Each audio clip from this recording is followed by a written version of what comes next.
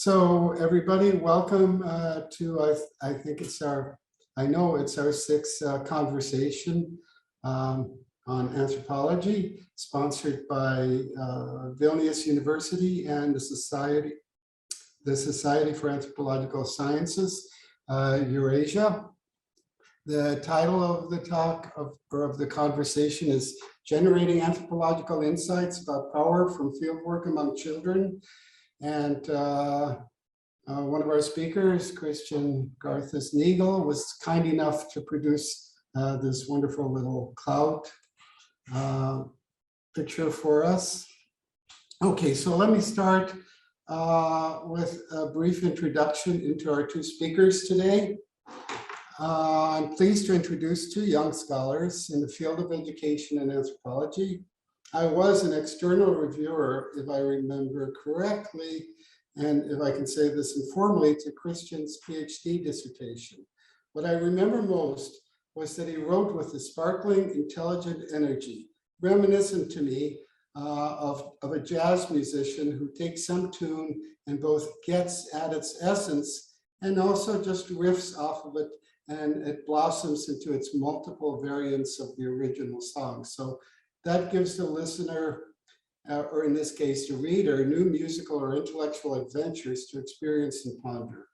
I remember his article on No Time to Learn, in which all the good intentions of the official curriculum and its implementations by good and engaged speakers inadvertently became for many students obstacles to learning by trying to pack too much into too little time.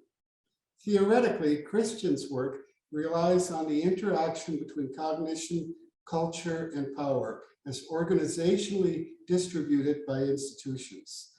There is, to my mind, in his theoretical engagement, a unique blend of a world that I am, as a cognitive anthropologist, very comfortable and familiar with, that is the intersect of culture and cognition, which he extends out to a wider world where few cognitive anthropologists tread.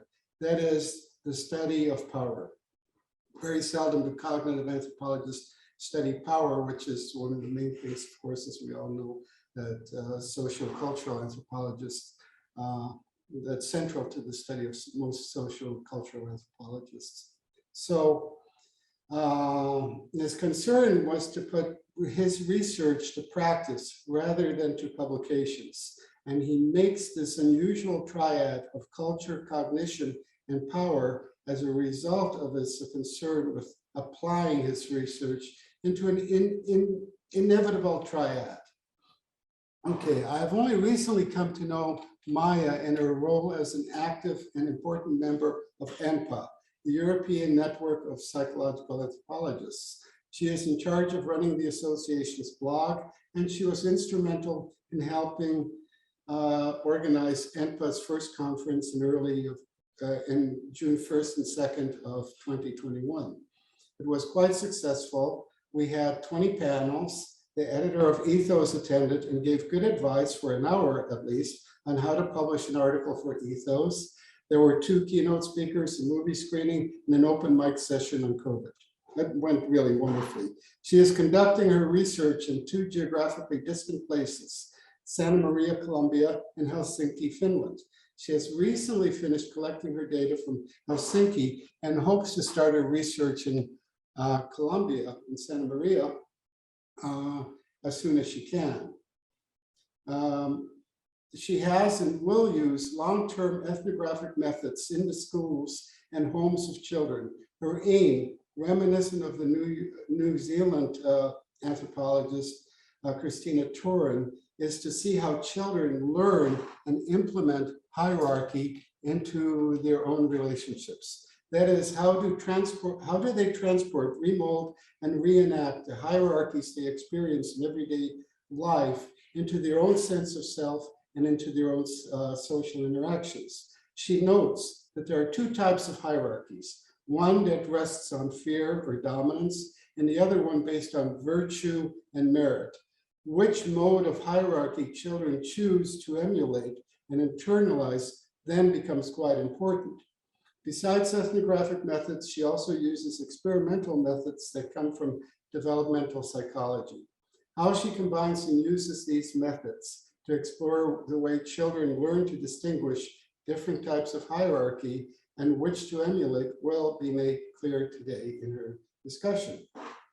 Okay, the last part is we have organized these conversations into 3 rounds. The first round, the speakers will talk about how they chose the subject and the site of their study and what their main goals were and are. And the second part is they will discuss their findings and their contributions to the field of education and anthropology. And then the third round will be questions and comments from the audience. If you have questions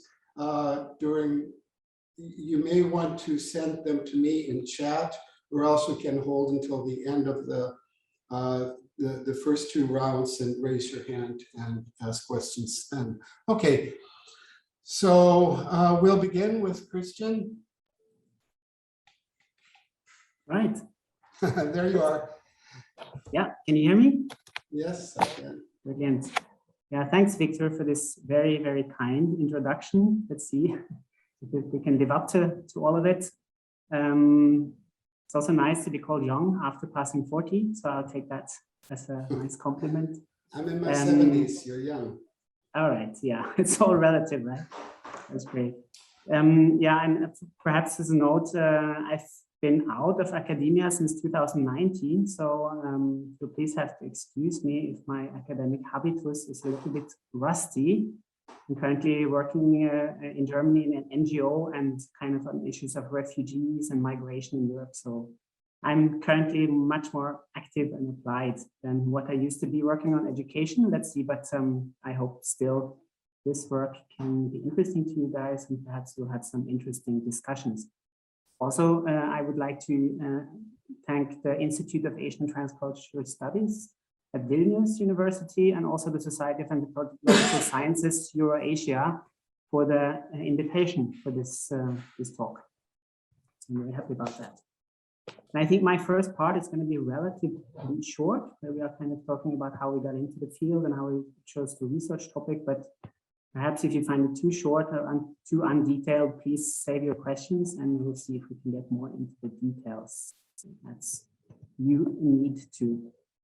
So let's see if I can, it's not clicking onwards, technical issues.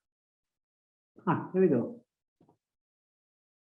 So what I'm going to talk about today is essentially my PhD project, which I defended, or my PhD thesis I defended in 2019, with Victor being one of my external reviewers. In total, the project was called The Unity School, Diversified, Ideological and Social Transformation. So you'll see the cover page of my PhD here on the right side.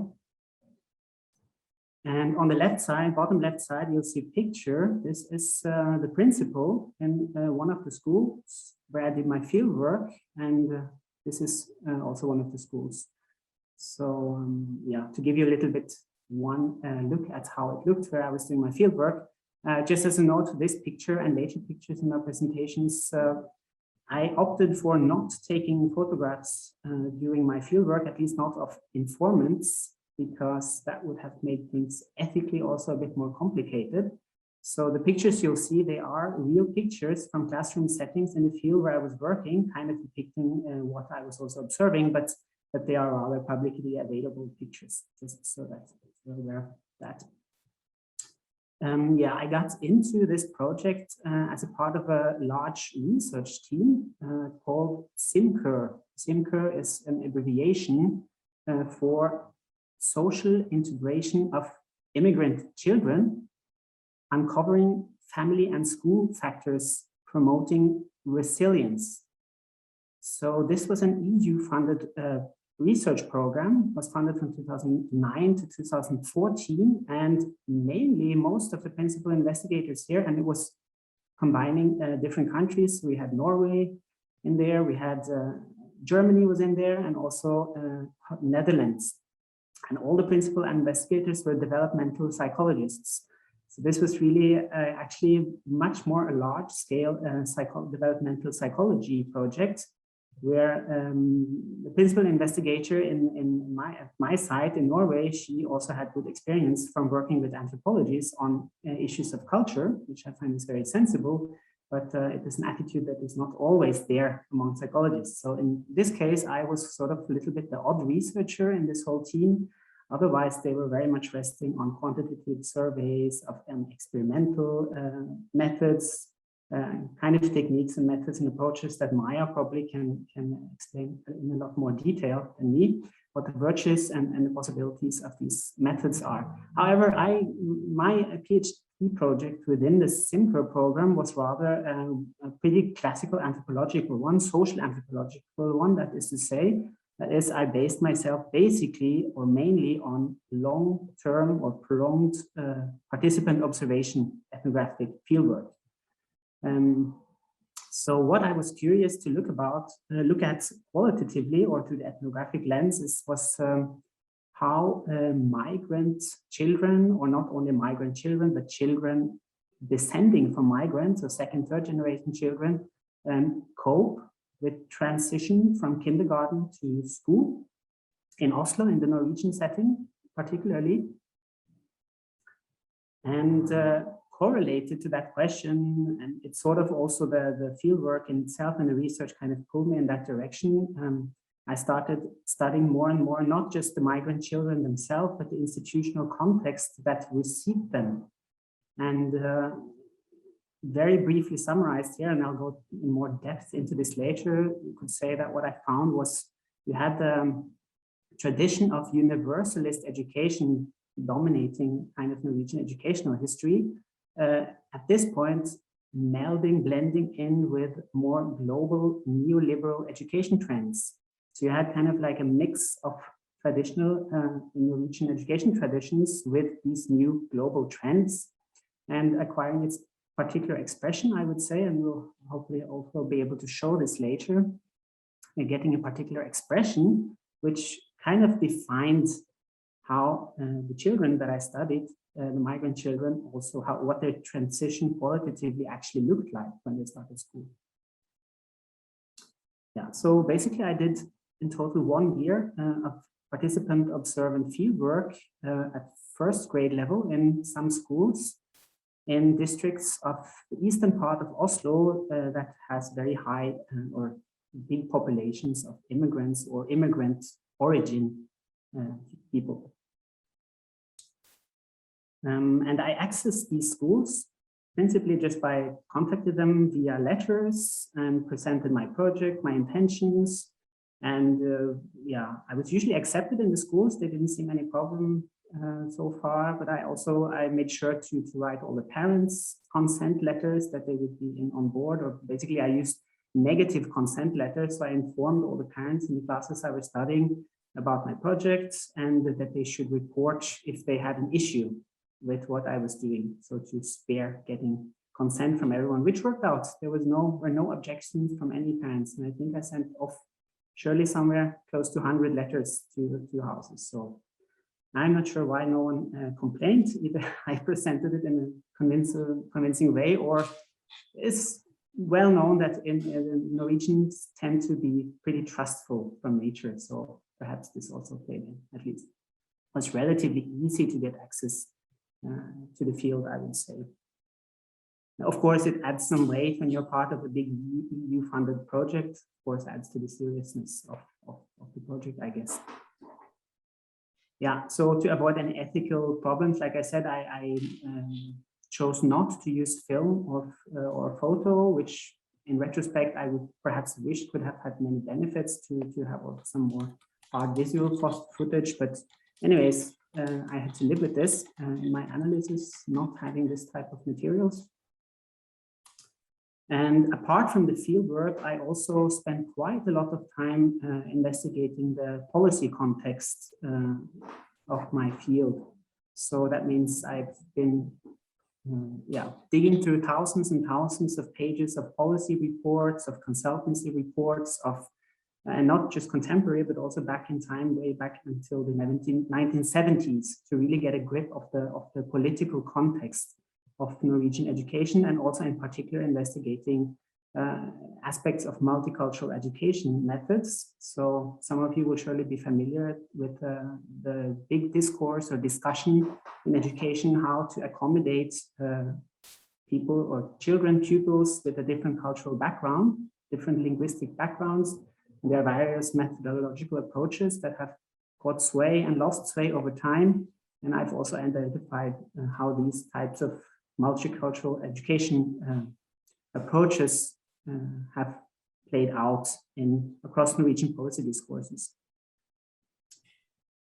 Yeah, and finally, I also did some interviews, adding to the participant observation and also all this policy data. So I had some pretty open interviews, mainly with some of the key teachers in the classrooms that I was doing my participant fieldwork. But these were, like I said, very unstructured, perhaps a little bit in line with also some of the recommendations in cognitive anthropology to try to, you thematically, of course, orient your interviews, but to sort of let the informants themselves kind of drive the direction of the interview to sort of get closer to their own frameworks and points of views, and not giving them too much to reconfirm of your researcher biases. Okay, Maija. So I'll just for my research framework, this will be my last slide of this part. I'm kind of been looking at three different areas, and the first, which I've also kind of revealed, is field of education policy genealogies. So this would be kind of the diachronic perspective across history. What have been the policy discourses of this field over time, back to the 1970s principally. And as you know, genealogies, this is a term derived largely from Michel Foucault. So it is also a choice of terminology that implies that there is some real world power dynamics happening here in view of these policy dynamics.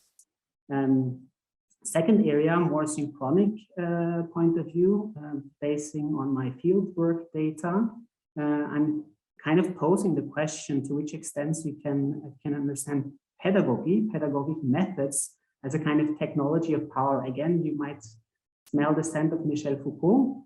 I put a question mark here because, as we will see, I'm also a little bit problematizing some of the assumptions in the type of discourse analysis that Michel Foucault and many other post-Marxists and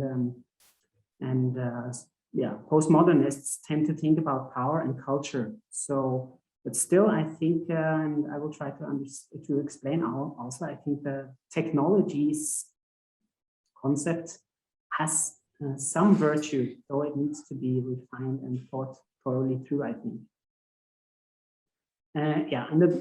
This leads on to the third area, namely the question of how ideology actually works in the classroom. What is ideology as a property of school life?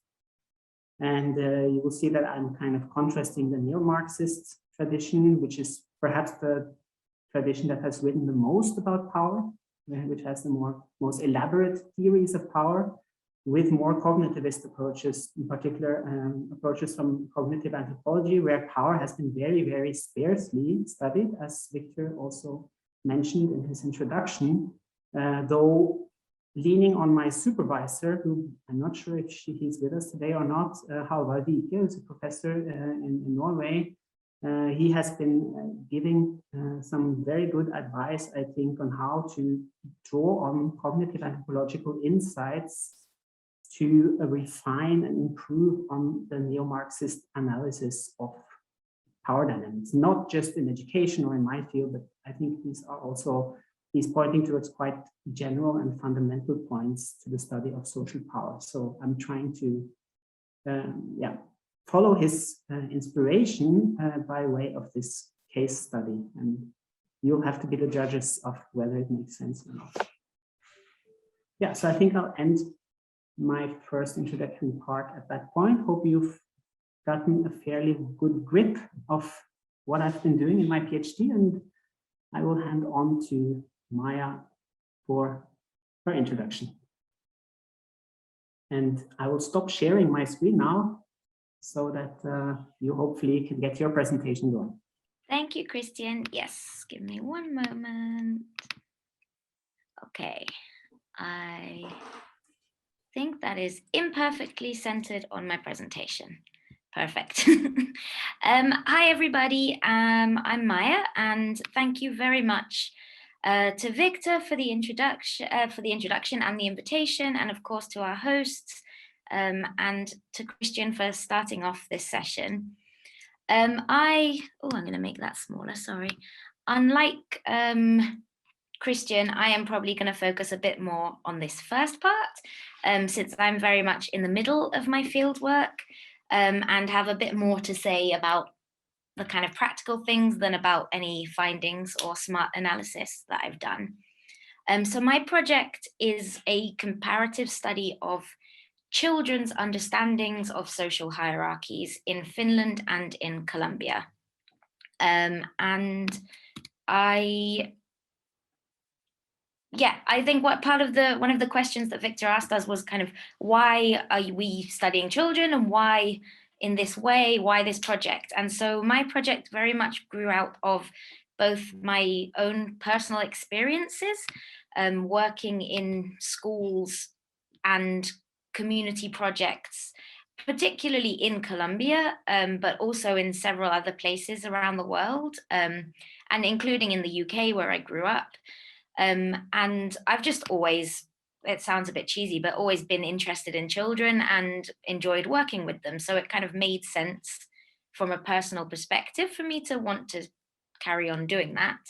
And then the kind of more academic motivation for my project is, as Victor mentioned, there's this kind of strong, this evolutionary framework that has been suggested as a way of explaining how hierarchies are built. So the idea is that status is built on either prestige kind of processes or on dominance processes. And this framework has been used to kind of explain hierarchies, but most of the research has been done in kind of weird, to borrow that acronym from psychology. So that's like Western educated, industrialized, rich and democratic countries, and principally actually in the US.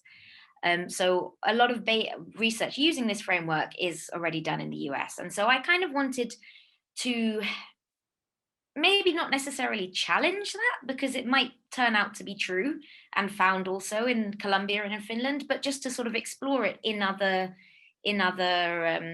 societies.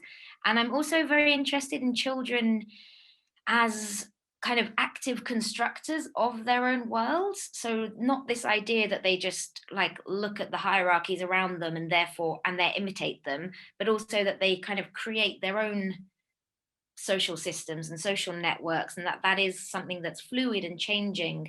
And so I think participant observation and a more ethnographic approach is sort of the perfect way to be able to really unpick how that might come about in reality in different situations. And I'm very interested in having a kind of comparative aspect to my project, because I think it's really important to unpick exactly how these specific norms and values and systems influence the development of this ability to reason about hierarchies. And Colombia and Finland were both, they are very, very interesting places to compare. There's a Colombian kind of culture of machismo, this strong like patriarchal culture, especially on the coast where I would have or planned to do the research, and very strong inequality and insecurity in society in general, which have been found to be associated with preferences for dominant leadership. And then Finland, on the other hand, has this kind of world-renowned education system and gender and economic equality, and it's often hailed as a great example of social security. And so it's a very interesting kind of comparison. And it's also for practical reasons, in that I was already doing my PhD in Finland and already had contacts and experience and language skills for Colombia. So yeah, and I'm also interested in kind of how questions of hierarchy interact with these bigger, I guess, like evolutionary questions about morality and cooperation that are kind of very big in the sort of cognitive anthropology world, and I find very interesting. So there's been a few challenges in my fieldwork, COVID being the big one, really. And I wasn't supposed to start my fieldwork in Finland. I was supposed to start in Colombia in January, which was obviously completely impossible. And yeah, there have been sort of practical challenges, like as well as COVID, the kind of uncertainty of will I be able to go? How long will I be able to be in Finland? This idea of kind of where does the field end for me? Because now that I'm living in Finland, it's not I guess it's not an uncommon problem because people do anthropology at home, but it's one I wasn't really expecting to face because I was going to Colombia to do my research, and that was going to just be a very different experience. Language was interesting. Finnish is very, very hard. I am half Finnish, so I had a head start, but I'm not fluent, and I really had to very quickly sort of get much better at Finnish. And then just this kind of exhaustion that I think everyone has experienced over the past 2 years. And it's very hard for me to understand how much of that is like pandemic exhaustion versus how much of that is very normal fieldwork exhaustion, which I think from the sounds of it affects absolutely everybody. Another challenges kind of area that I've been thinking about is like my positionality in the field. Obviously, I am an adult. Obviously, the children I'm working with know that I'm an adult. And then that comes with lots of expectations and assumptions from them. For example, like what am I missing out on seeing or hearing or being told or shown because I'm an adult? And especially when I'm interested in like power dynamics and hierarchies and things that often maybe come around through conflicts. It might not be so natural for children to allow me to see those conflicts, for example. And that's something that I've had to be very actively trying to kind of undermine this, like, I'm not a teacher. I'm not in a position of power over you. And trying to be this sort of neutral figure, while also, because of me being an adult and the field sites that I've been at other times hasn't really been possible. So it's kind of a balancing act that I think is probably comes across in every type of fieldwork, but particularly with children. And for example, I'll talk about my field sites a bit more, but I was on summer camps, and when the children were going swimming, or we could go swimming as well. When we were swimming, I obviously had to step in if a child was quite clearly like about to drown one of the other campers. And so like I had to balance the like role of being a researcher and being a kind of responsible adult. Yeah, and then sort of obviously went in with my own assumptions about children from my own upbringing and my own experiences in schools. And actually I wasn't in schools very much, but my own experience with children, and those have been challenged quite a lot in Finland in particularly. And then generally some theoretical challenges, maybe like balancing the anthropological and psychological approaches and how to do that, and how to kind of do this comparative work without making value judgments, especially when you're talking about education, and Finland is kind of renowned as this world leader, and kind of having to keep an open mind about possibly challenging aspects of that image.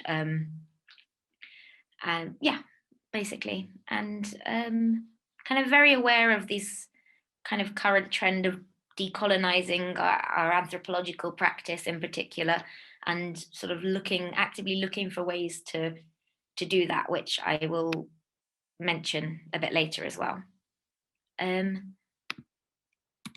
So yeah, my field sites.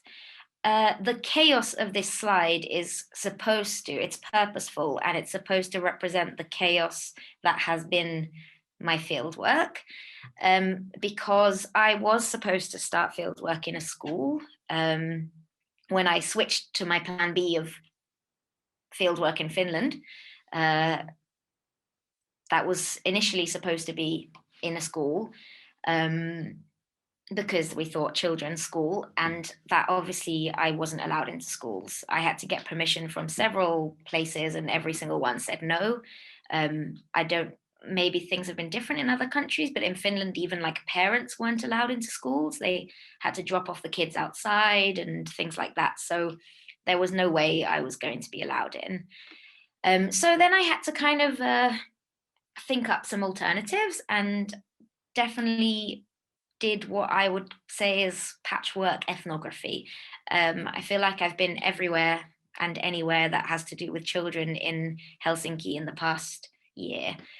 So not in schools, but I've been on like summer camps. I spent 8 weeks on summer camps over the summer, which was actually pretty lovely.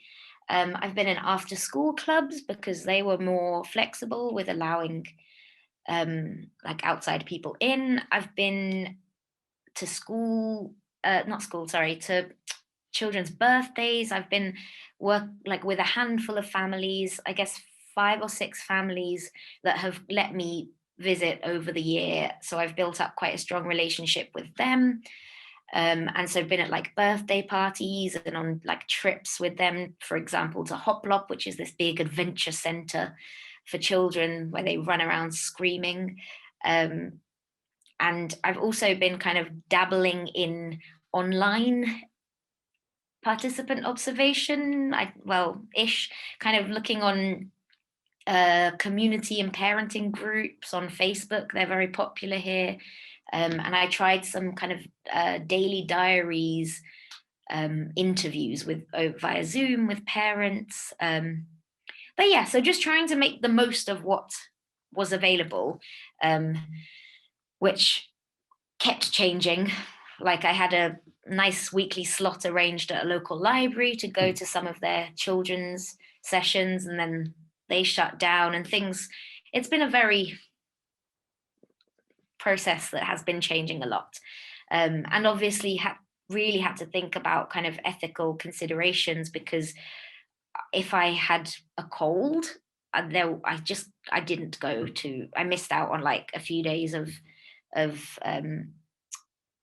my participant observation in person, at least, because I couldn't really take that risk of being some kind of spreader.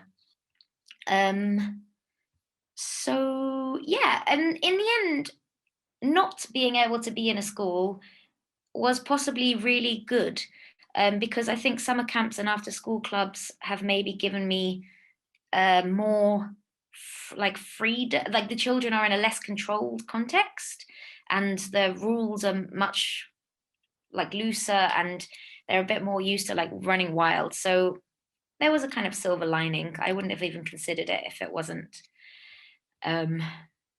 Corona time. And yeah, there's been lots of fun things. Summer camps were actually really, really fun. It's very fun just hanging out with kids all day, even though it's quite exhausting and stressful, and you've got to find a minute to write things down and to explain in age appropriate ways what you are doing. But overall, a very, very positive experience. And I guess it's something that fieldwork probably teaches you at any point, but especially now during Corona, this kind of learning to just go with it and just accept that this is what's happening and find a way to make it happen has been quite a steep learning curve, but brought some positive things. And now, after this year of kind of patchwork ethnography in Helsinki, I am about to start next week to start testing children in museums. So again, we were supposed to test them in schools and had everything organized, but then we're not allowed to, but we've just set up a kind of collaboration with 2 museums in Helsinki, and they're going to let us test there. So there's this kind of exciting momentum of being involved in maybe in a kind of more outreach way in the museum. So yeah, I think that's a very nice thing. Yes. Oh, I guess maybe one last thing that I'd say about that I've realized working with children so closely is also that they're really very, very open to talking about themselves and are generally surrounded by adults who are really, really busy or trying to deal with 20 of them at a time or something like that. And so if you focus, they often have a lot to kind of give you. So in that sense, fieldwork hasn't been difficult at all, thanks to the children. I will stop sharing and hand it over to Victor. Hi, well, thank you. I'm handing it over to Kristian. So Kristian, findings, contributions?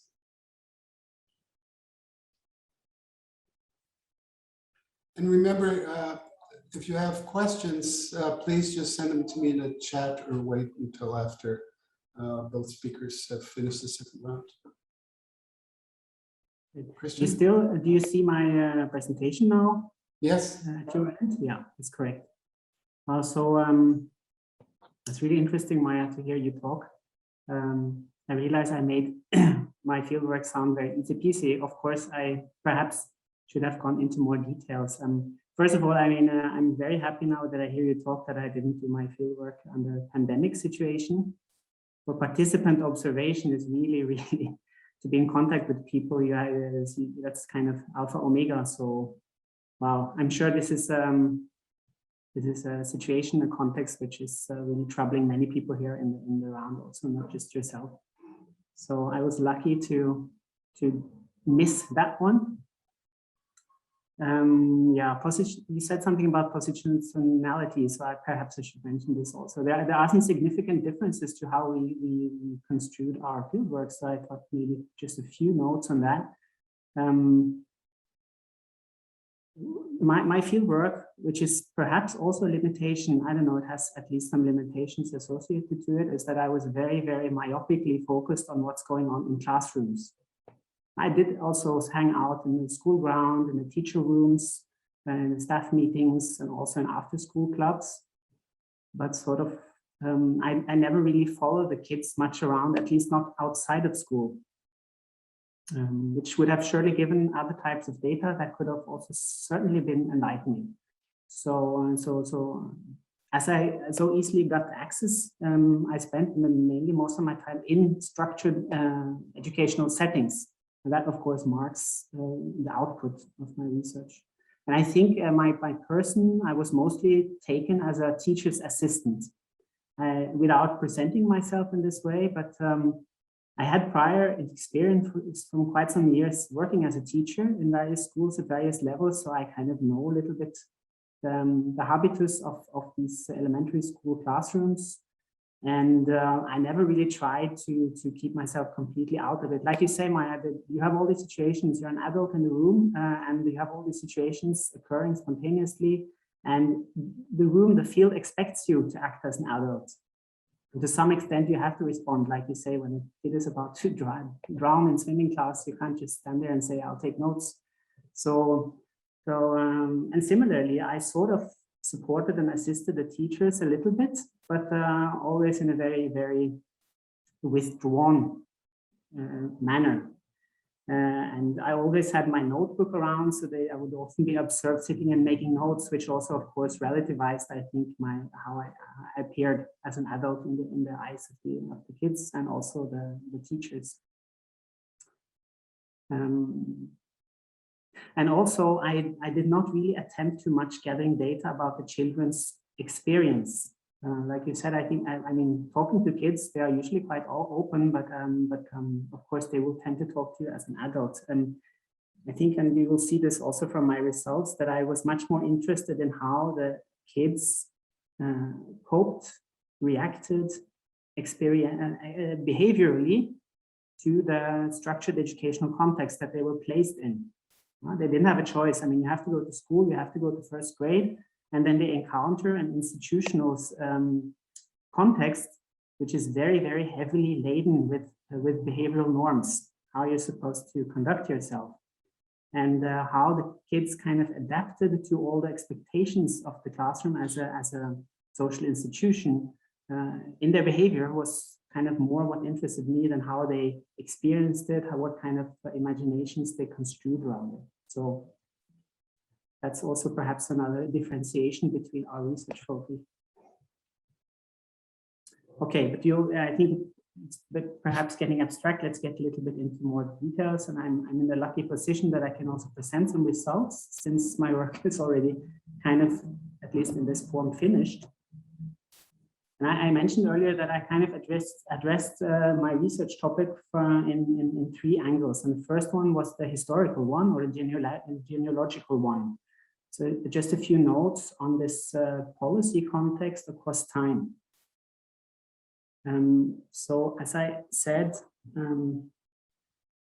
well, you see here two pictures.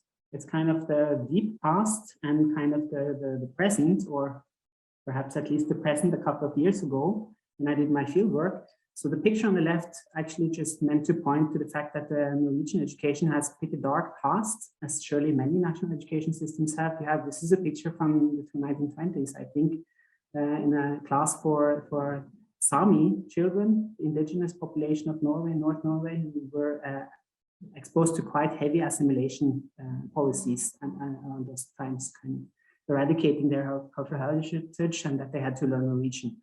So, this assimilation kind of was stopped. It was not continued after this era, before the Second World War, and the unity school, which is kind of a common denominator of the school systems, not only in Norway, but generally in the Scandinavian countries, since the end of the Second World War, entered the central stage. And classical unity school was developed in line with the expansion of the social democratic welfare states. So here you have kind of common trend in Sweden, Norway, Denmark, at least. Finland, you can speak for later, Maija, but you will surely have similar trends over there. Here, the education system was kind of seen as a part, or as a tool in the development of a broader welfare society, where the role of equality, social equality, has a very high standing. So in that sense, the education system became conceptualized as a tool to increase equality in society.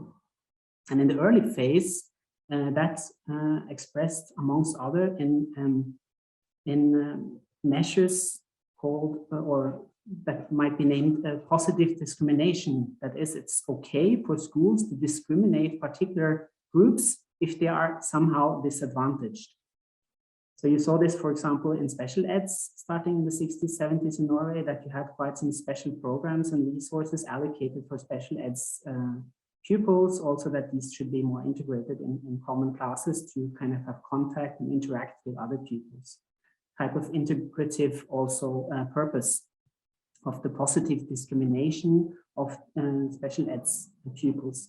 And the same thought also, or same kind of thinking also entered multicultural education in unity schools. So at the early time in the 1970s, when the migration numbers to Norway started increasing and the schools starting to have more and more children, pupils from non-European, non-Western contexts, the initial ideas were that these were also kids of some kind of educational advantage, and one needs to do stuff, organize education, thus that these disadvantages are compensated for.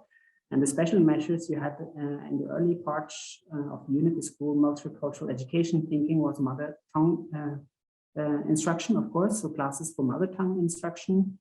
And also partially they have been experimenting with separate classes for immigrant children, and or also there was even in Oslo some test projects where they kind of weighted the classes 50-50 with Norwegian kids and the immigrant kids, so that there should be like a bi-directional integration. Also the Norwegian kids partially getting exposed to mother tongue education from the immigrant children's language background. So you had quite extensive willingness from the education systems to allocate extra resources and extra education projects, especially for these groups.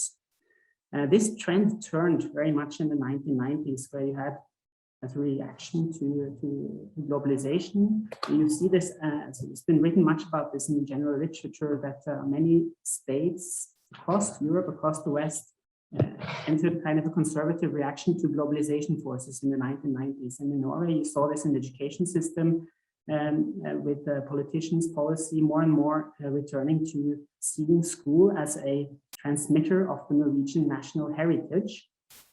And thus the school's role is not to accommodate whatever the kids bring into school, but to kind of make sure that we generate a population that kind of have a shared heritage, shared frames of interpretation, shared language, and it is sort of this core, whatever is to be shared in a national society, which is the task of the education system to transmit. And thus, this really put the hook on most of these, what I named positive discrimination programs for migrant children. And they were increasingly to be sort of, you might say, and the critics would have said, kind of returning to a more assimilalist type of education. And finally, over the last 1-2 decades, on top of this conservative movement, education trends also in Norway have moved in a neoliberalizing direction. So you had the OECD playing an important role. PISA studies might be familiar concepts. Finland was one of the countries doing very well in the PISA studies.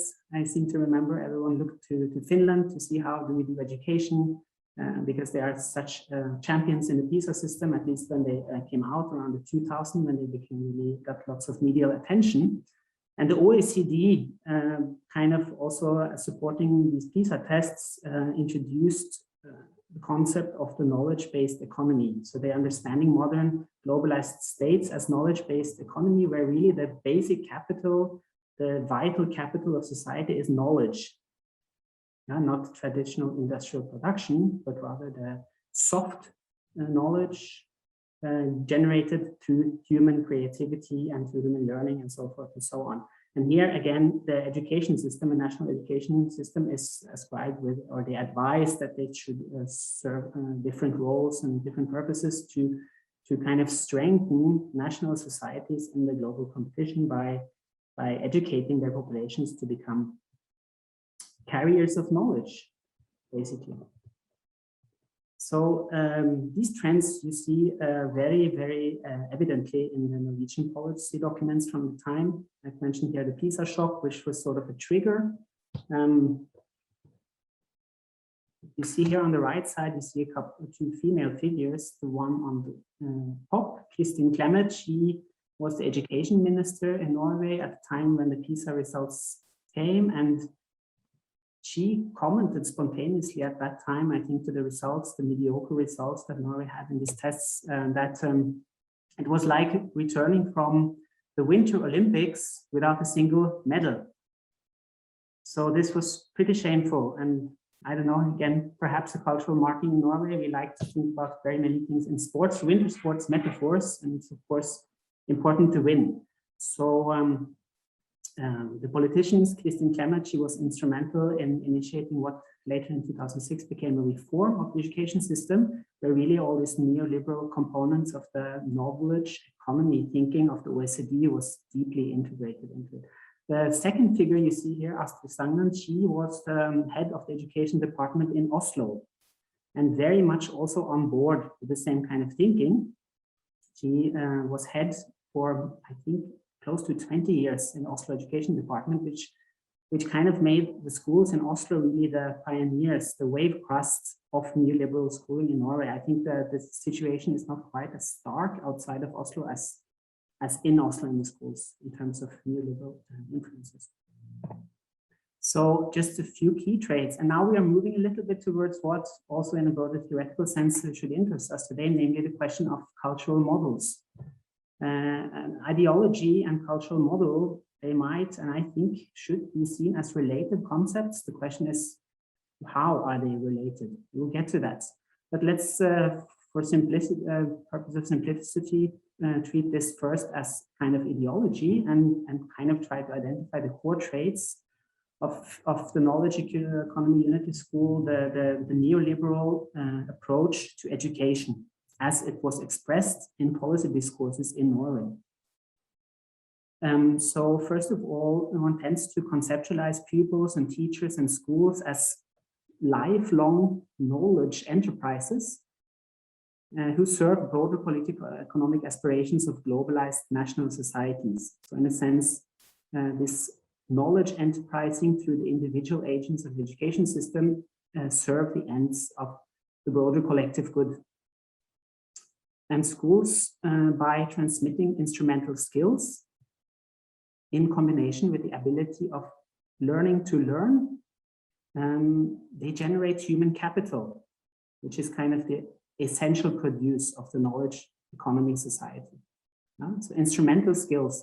And here we easily can think about the ascendancy of STEM subjects in school, for example, hard, applicable knowledge forms that can, you will tend to see that history and soft social sciences and these kinds of stuff is seen as less instrumentally significant in the school's curricula than perhaps, engineering and maths and so forth, the sciences.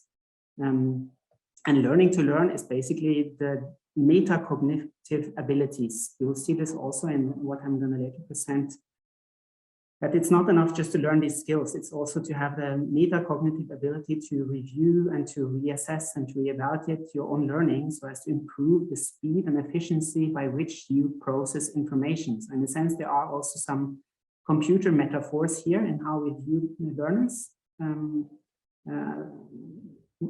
In the positive sense, it's usually called the lifelong learner or lifelong learning. It might be familiar. But there are some underlying assumptions here about the learner, which I think we could look more closely at. And finally, in this ideological conglomerate, pedagogy, in particular in education, tends to be defined by principles of standardization, quantification, scientism. So it leads to lots of auditing, for example, testing. Also, sort of the specialists of what good and bad pedagogy is tend to be researchers rather than practitioners, for example. And consultancy firms, statistics start playing a more and more important role for how pedagogy, as is expounded in classrooms, is best done. Yeah, apart from these ideas, I think it's also important to separate ideology from its system of governance. We're still at a quite high scale here, so we're still not quite done at the ethnographic level. We'll get there as well.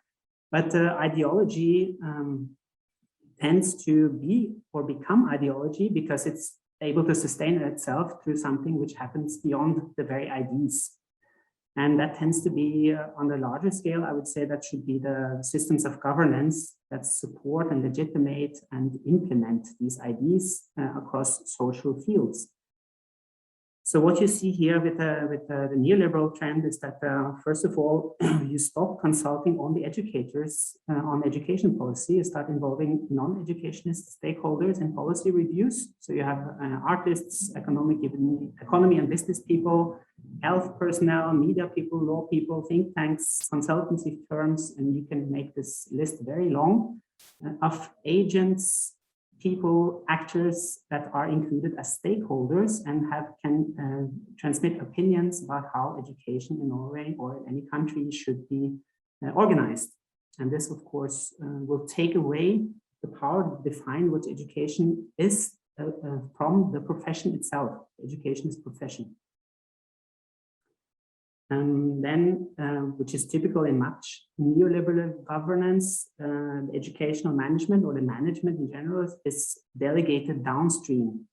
So they open up a new directorate, quite concretely in Norway in 2004, which was supposed to sort of take care of everything concerning audits, quality controls, making sure that schools implemented the new reform is not done by the government officials themselves anymore, the politicians.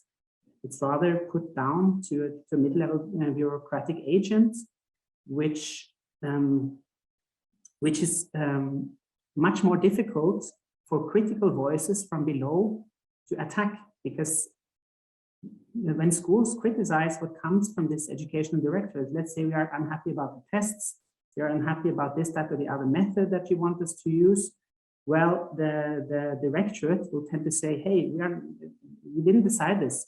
Someone just told us to do this. And we are just here to execute what someone else told us to do.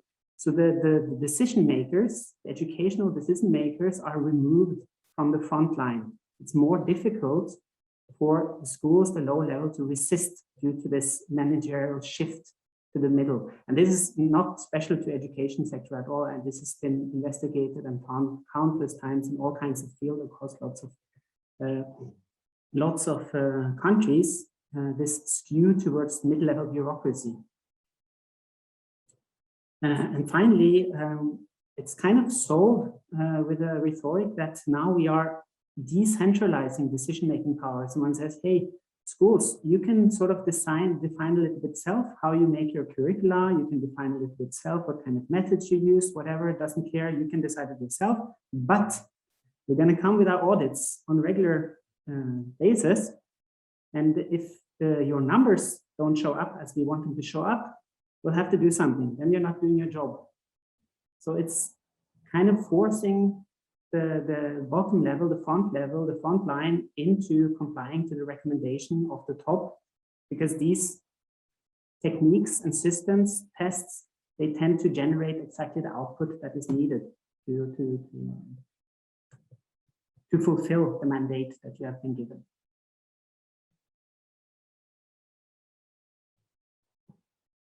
Okay, so I'll try to get a bit more grounded.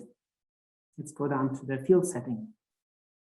So we've done the genealogy, kind of the policy backdrop that I think was influential to what I observed in field. Quite concretely, in the schools where I was doing my field work, they used a particular standardized pedagogical method called tidig innsats, early years. So tidig innsats, it means early effort. It's also an idea which is also very widespread in neoliberal educational thinking, that go hard in at early points and invest lots of hard work with high pressure, so to speak, in the early phase of childhood education to make sure that the kids learn what they have to learn as soon as possible. And do not be patient, do not lean back, do not expect that they will learn sooner or later, because this will lead to the kids developing learning deficits in the long run. So this idea, approach, or intervene early with technical pedagogical measures is very strong in the neoliberal way of thinking education. And this particular method actually has its roots way back to the US, to Michigan, as far as I was able to trace it well, some of you might have heard about the Coleman report. In the 60s, great controversy in the US, kind of touching on areas of white flight and black-white neighborhoods and these kinds of issues. And the Coleman report showed that the schools do not have that much influence on the school results of the kids. Rather, the main predictor for how kids do in school is their home background, their socioeconomic status. So it was sort of taken up as a bit of a fatalistic judgment on the school. What can actually the school do to equalize social problems, to help more disadvantaged pupils? And there was various educators in Black schools, predominantly Black schools in the US, who reacted to this fatalism, who said, no, that's not right. Schools can actually make a huge difference. In Michigan, so Ron Edmonds, an educator there, he published a famous article for this field in 1979, which is called something like Effective Schools for the Urban Young.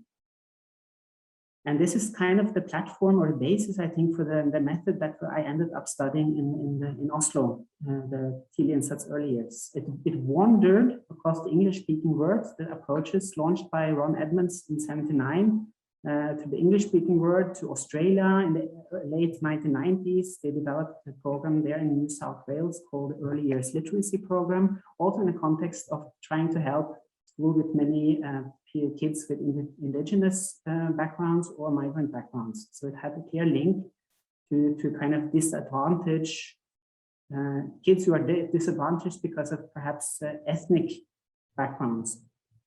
And from Norway, they sent delegations to Australia around the year 2000 to study this method that they had heard about, which is, of course, a research-based method, as I like to call it, so that they were able to produce lots of quantifiable numbers and how successful this method that they were using there was.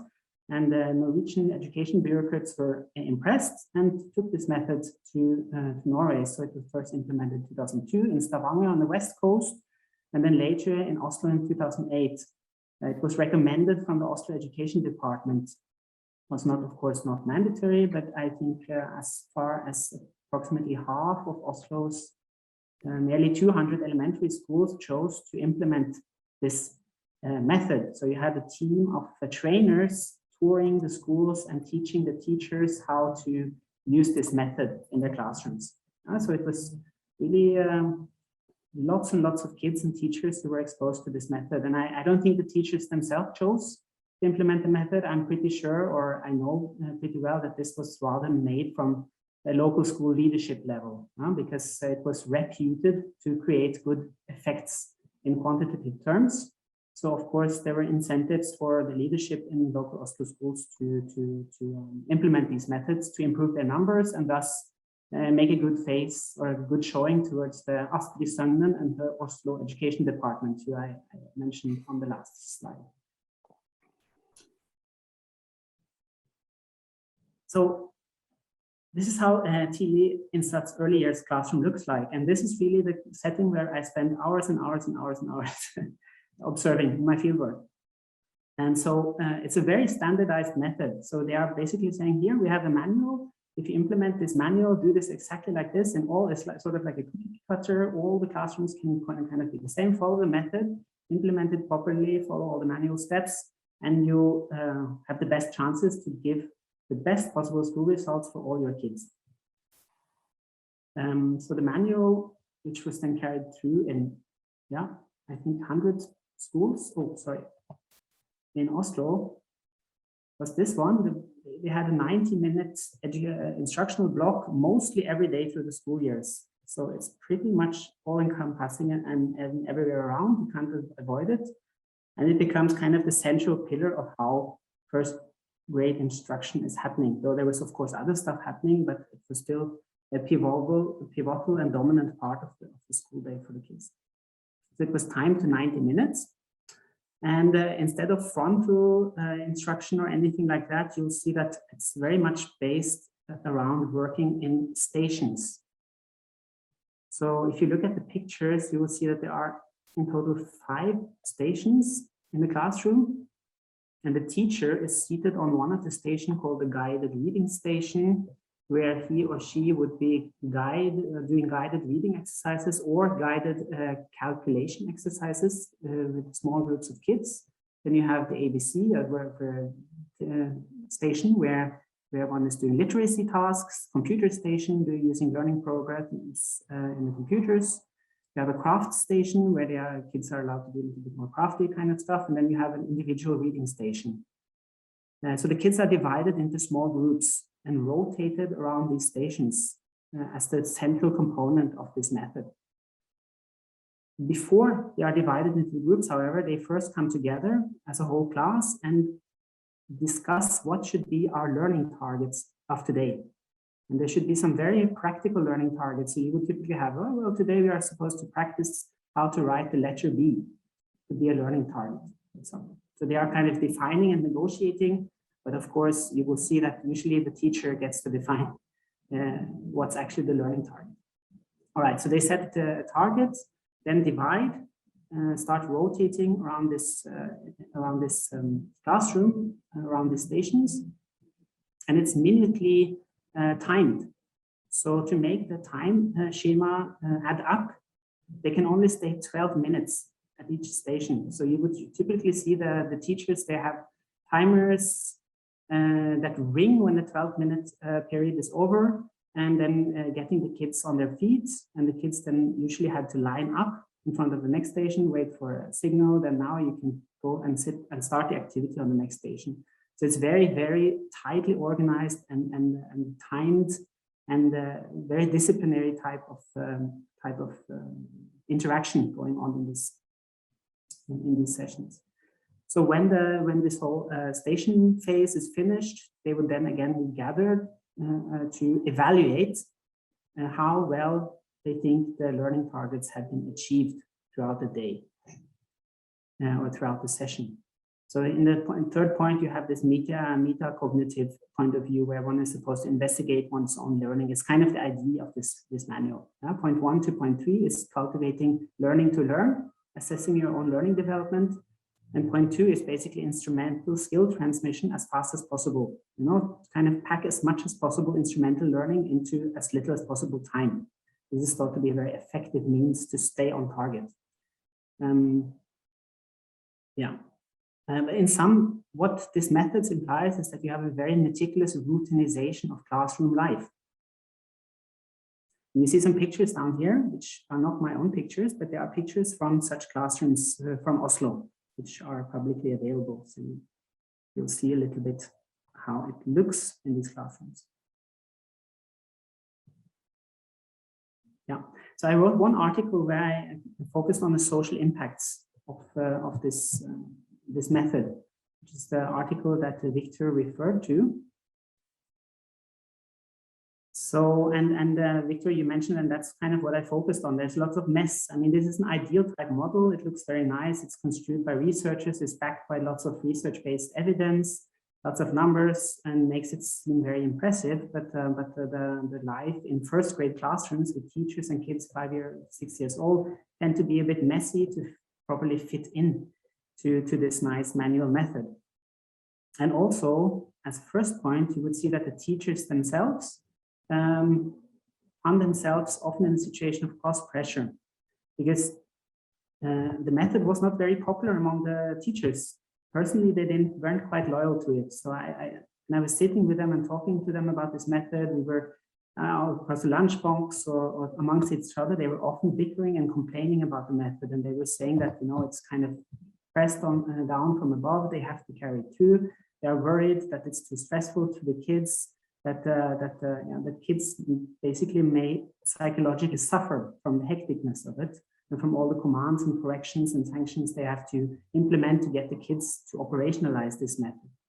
So they were often much more concerned about the well-being of their own pupils and how they were sort of caught in having to carry through this method because there were various problems and sanctions from their employers, again, from the leadership levels, if they would not implement. At the same time, they try to find ways, how can we best protect our pupils towards the stressful aspects of this method? So they were quite ambivalent in their implementation. And one paradoxical way, for example, was that they started teaching to the test. This is also a well-known phenomenon from the literature. So when there were tests coming up, they thought, oh, our poor kids, how are they going to handle this very stressful test situation? Let's see if we can get the tests in advance, get the tasks, and start in the weeks before the test. We'll see if we can get them to, we will train them in how to best cope with these tests, questions, and the situation so that they will be as much as possible relaxed when they have to do this bad test. And obviously this might skew the test output, let's say like this. Another interesting thing that I observed was that there was a drift from the academic target setting to the social behavioral ones. So the manuals, they kind of just prescribe, you know, define the targets for the day. They should be very technical on target. They should be, you know, learn the letter, learn how to calculate some with numbers 1 till 10, very academically focused, instrumentally focused. However, because there was a lot of disciplinary work entailed in getting the kids to follow this very tight regime, the teachers felt the need, I think, to also start talking more about social behavioral targets. So here are just some examples. You would usually have the target setting. They would usually set one academic target, and then the teacher would also make sure that there was some kind of social target for the day. So that at the end of the day, the kids could also evaluate themselves how well they were actually behaving in accord with the method or not. And this is nowhere prescribed that this social behavioral focus should be a part of this method. So this kind of just occurred, it seemed naturally, to the teachers who were trying to cope with and implement the method. And I observed this in many classrooms actually. So, and it was not something that teachers kind of spoke about with each other, that they set these targets. So it's somehow this necessity to also focus on social behavior to get the method running also seemed important. And finally, then they also did the social behavioral discipline within the template of the manual itself by setting this target and evaluating them with the kids. Yeah, and the final finding maybe here is connected to the acceleration of time. So as I said already in 1979, title of Ron Edmonds' article is Effective Schools. Effectiveness, effective pedagogy, being effective in education is kind of a key word here. How can we make the education as much as possible effective? And that's what you see with all this time pressure of the early years method. Life got quite hectic. You had the feeling that the kids and the teachers in these sessions, they were always busy. They had to achieve something. It was hectic. It was always moving on, get on, get on, get on. And we have no time to lose in learning. And here I'm in this analysis, I'm leaning on a concept of time which is more socially oriented, so not time in the objective sense or what the clock measures, of course, but time as a collective representation. When we act together, how do we together perceive and enact time? And yeah, it was pretty obvious to me, and I described this also in my analysis, is how time becomes a precarious resource and becomes compressed, becomes accelerated among the kids and the pedagogues in their interaction under this regime.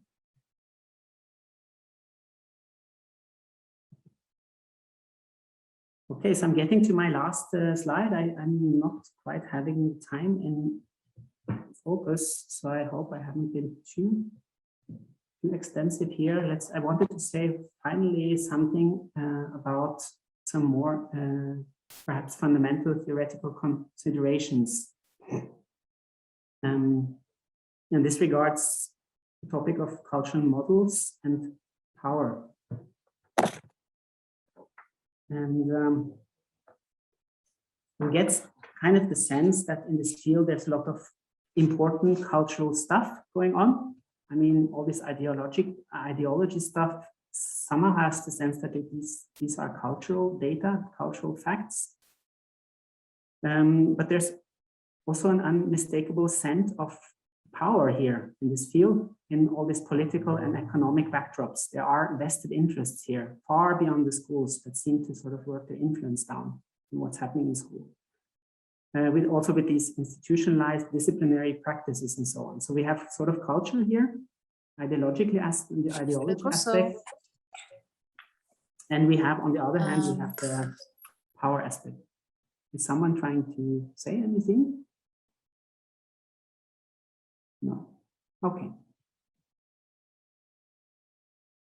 So following cognitive anthropology, I attempted to deduce here from my ethnographic materials the overriding cultural model in the field I was working. And I arrived at what I call the school effectiveness model, here understood as a cultural model.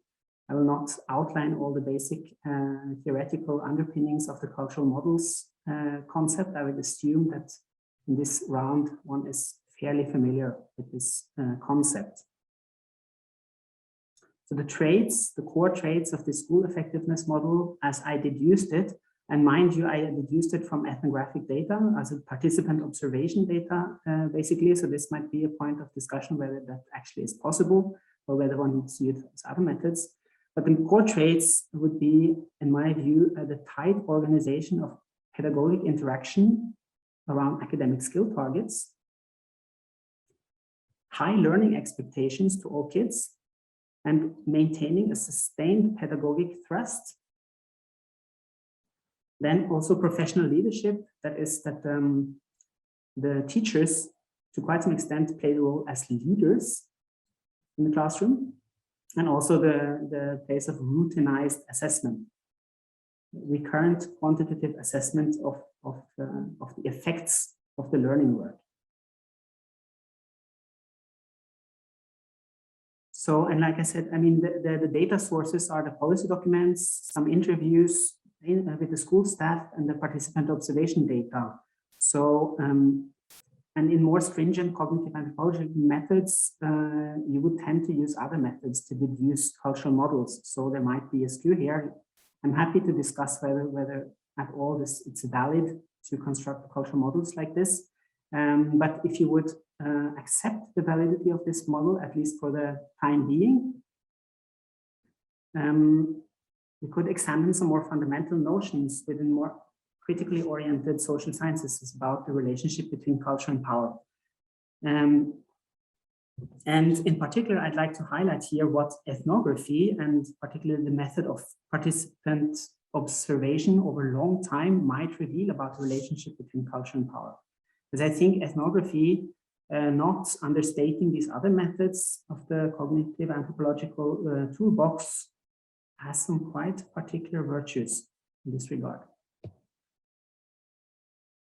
So, how to explore power in culture ethnographically, based on my experiences. Well, I think it should be pretty uncontroversial by now that culture is unevenly distributed across social space. It seems to me like a truism, and it's not difficult to find proof for the distribution arguments of culture. So, with ethnography, that is hanging out and observing carefully how culture emerges among people when they interact with each other. I think if you can really look at this in micro context over time, from minute to minute, from day to day, you get a quite powerful method for mapping distribution of culture. You can really see in real time how culture is socially distributed, how it emerges in uneven ways. This idea, this is not mine at all. It's inspired by Avoidance, my doctoral supervisor, who wrote a book chapter in an anthology for cognitive anthropology in 2011, which was titled Cognitive Anthropology. No, it was entitled, I think, Victor, you could help me, I think, Cultural Models and Power, like my headline of the slide here. And what Avoidance suggests is to focus with our ethnographic methods on what he calls distributed systems of sanctions. This is the second point by the arrow here. So how to identify the distribution of culturally marked social sanctions across the field. And here I understand all kinds of micro situations in the flow of everyday life that has a kind of do this because of that or else. Okay, in these classrooms, it was pretty clear to both kids and to teachers that when you enter this setting, you have to do this or that because or else you're going to get a problem. And this was, for most part, it was not really outspoken, but it seemed still there was like a common awareness. We are here now. We have to behave like this because so important and so forth. And if we don't, there's gonna happen something which is perhaps bad. So, as such, I would argue that the authority of this school effectiveness model was constantly lurking in the minds of all the involved actors. They knew, somehow had a feeling that there was this model there.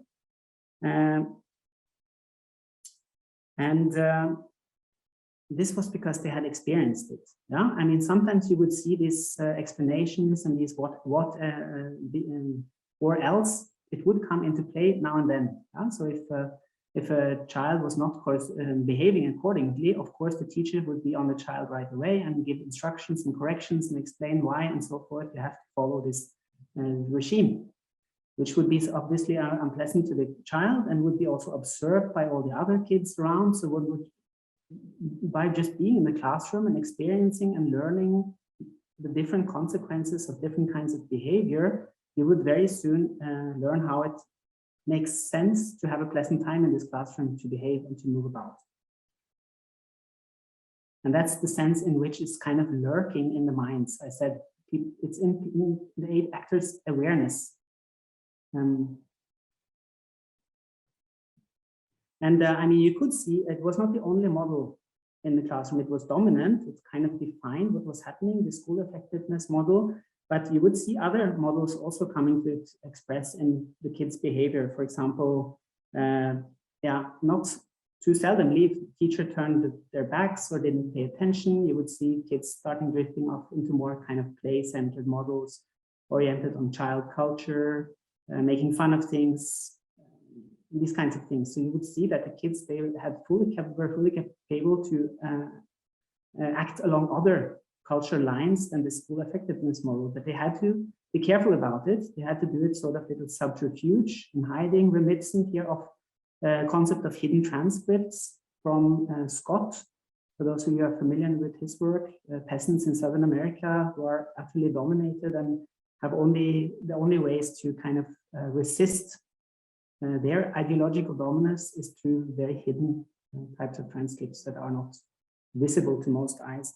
So this type of hidden transcripts or not for this setting relevant cultural models were still also kind of emerging and appearing from minute to minute if you look closely what the kids were actually doing. And the same you would find with the teachers. They would also vary with other cultural models, for example, models about the vulnerability of the child. Earlier ideas of the pupil, of the education, of school being damaging to kids, schools being proponents of a capitalist system. Thus the task of pedagogues is to protect the kids from kind of economic and political interests working onto the schools.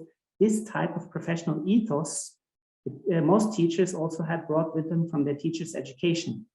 So you would have these types of cultural models also coming to expression, like I said, in how the teachers, for example, tried to protect the kids against the tests, but they were sort of muted and only happening in, when the teachers engaged with these types of models, they lower their voice. They are sitting in a place where there are no leaders around, talking to each other over the lunchbox. So they are again happening on the fringes. Yeah.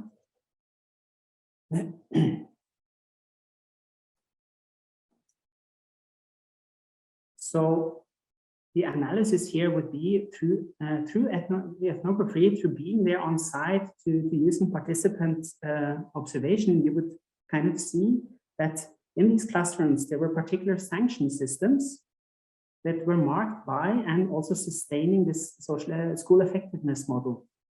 The dominant sections appearing everywhere had to do with conforming to this model. And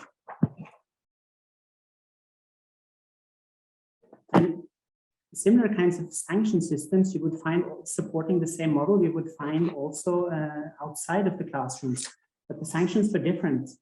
So for example, the teachers would regularly be called together for staff meetings where the principal presented the recent test results, comparing the classes so they could kind of on the open stage see which classes performed well and bad on the tests. And it would be obviously encouraged that the teachers should try to improve their test results, and there would be inspectors visiting teachers and talking to teachers who did not produce good enough results, talking with them on how could they sort of improve the use of this method so that they would increase their test scores. So you have a kind of a sanction system working there for the teachers, which also is marked by the school effectiveness model, but the sanctions are different. They belong to a different context. The same way you have for the principals, for the leadership level, there are also sanctions coming from the education department, also again, much centering around producing good test results.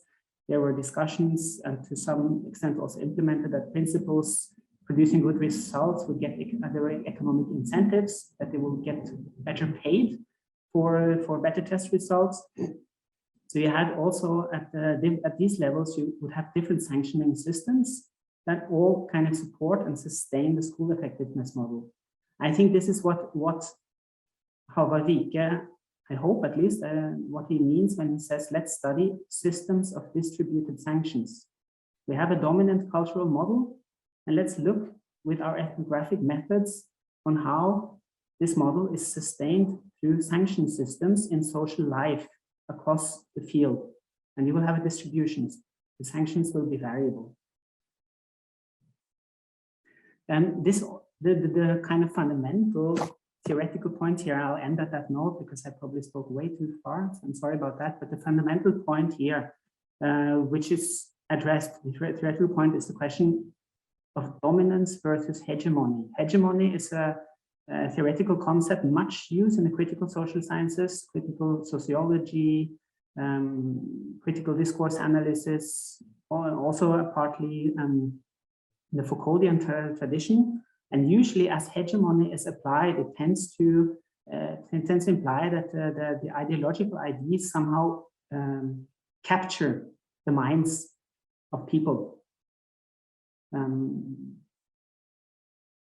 So that culture sort of controls people in a sense, or ideology can control people. The ethnographic approach kind of reveals that this is probably not true. As if we observe how people navigate social situations that are strongly contaminated by some kind of ideology, you will still see that they are not quite loyal. But the stronger, the more dominant the ideology, the stronger the sanctions are, the more difficult it is to catch all the variation going on at the individual behavioral level. So, and this, I think, is when you're really on site from minute to minute, looking carefully, you will see that culture does not kind of control people. Ideology doesn't control people, but it's rather a matter of navigating in social landscapes that are full of dangers and also rewards. And these dangers and rewards, these systems that define them, they of course are connoted or marked, as you would perhaps say in cognitive anthropology, by cultural IDs. That are what you should sort of display loyalty to as best as possible navigate these sanctions. So in that sense, the hegemony concept at this use might be theoretically severely flawed. And perhaps it is better just to talk about the dominance of certain cultural models in social fields and to label that ideology for purpose of simplicity. Okay, so dear, I hope there will surely be many comments, I would hope, or perhaps counter arguments to this final point, suggestion.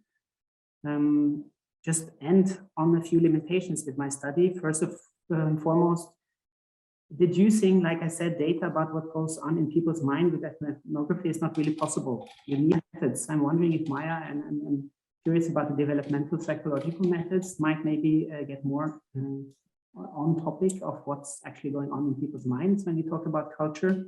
But of course, my study has a tendency to affirm or confirm certain tenets of cognitive anthropology. It's not so easy to challenge and problematize them by this approach. So perhaps there would be necessary to use a wider range of methods to get a bit more deeper into things of experience and so forth. How, like you do, Maija, how do they actually construct, get them to report on their own construction of reality? And also the monolithic field focus I have. So I'm only in the school, basically, I'm very much in the classrooms. So what kind of insights would have come from following the kids and the teachers outside the school would also, of course, be interesting. There might be lots of stuff which could correct my analysis from doing that. Yeah, and like I said, I haven't used all these methods that cognitive anthropology advises for uncovering cultural models, simply because this wasn't part of our studies at the University of Oslo. I only got familiar with all these more stringent scientific methods to uncover cultural models at a later point. So that's an obvious limitation. of my work. And I'm sorry if I blew up time schedule here, but I'll end at that point and give off to Maija, and I'll be looking forward to the discussions. Okay, thank you very much. Maija, are you ready? Yes, thank you. I'll just share this. You can see that again, can't you? Mhm. Yeah. I will talk very, very quickly because I would like to leave some time for the discussion as well. But I have not started the kind of proper analysis of any of my data.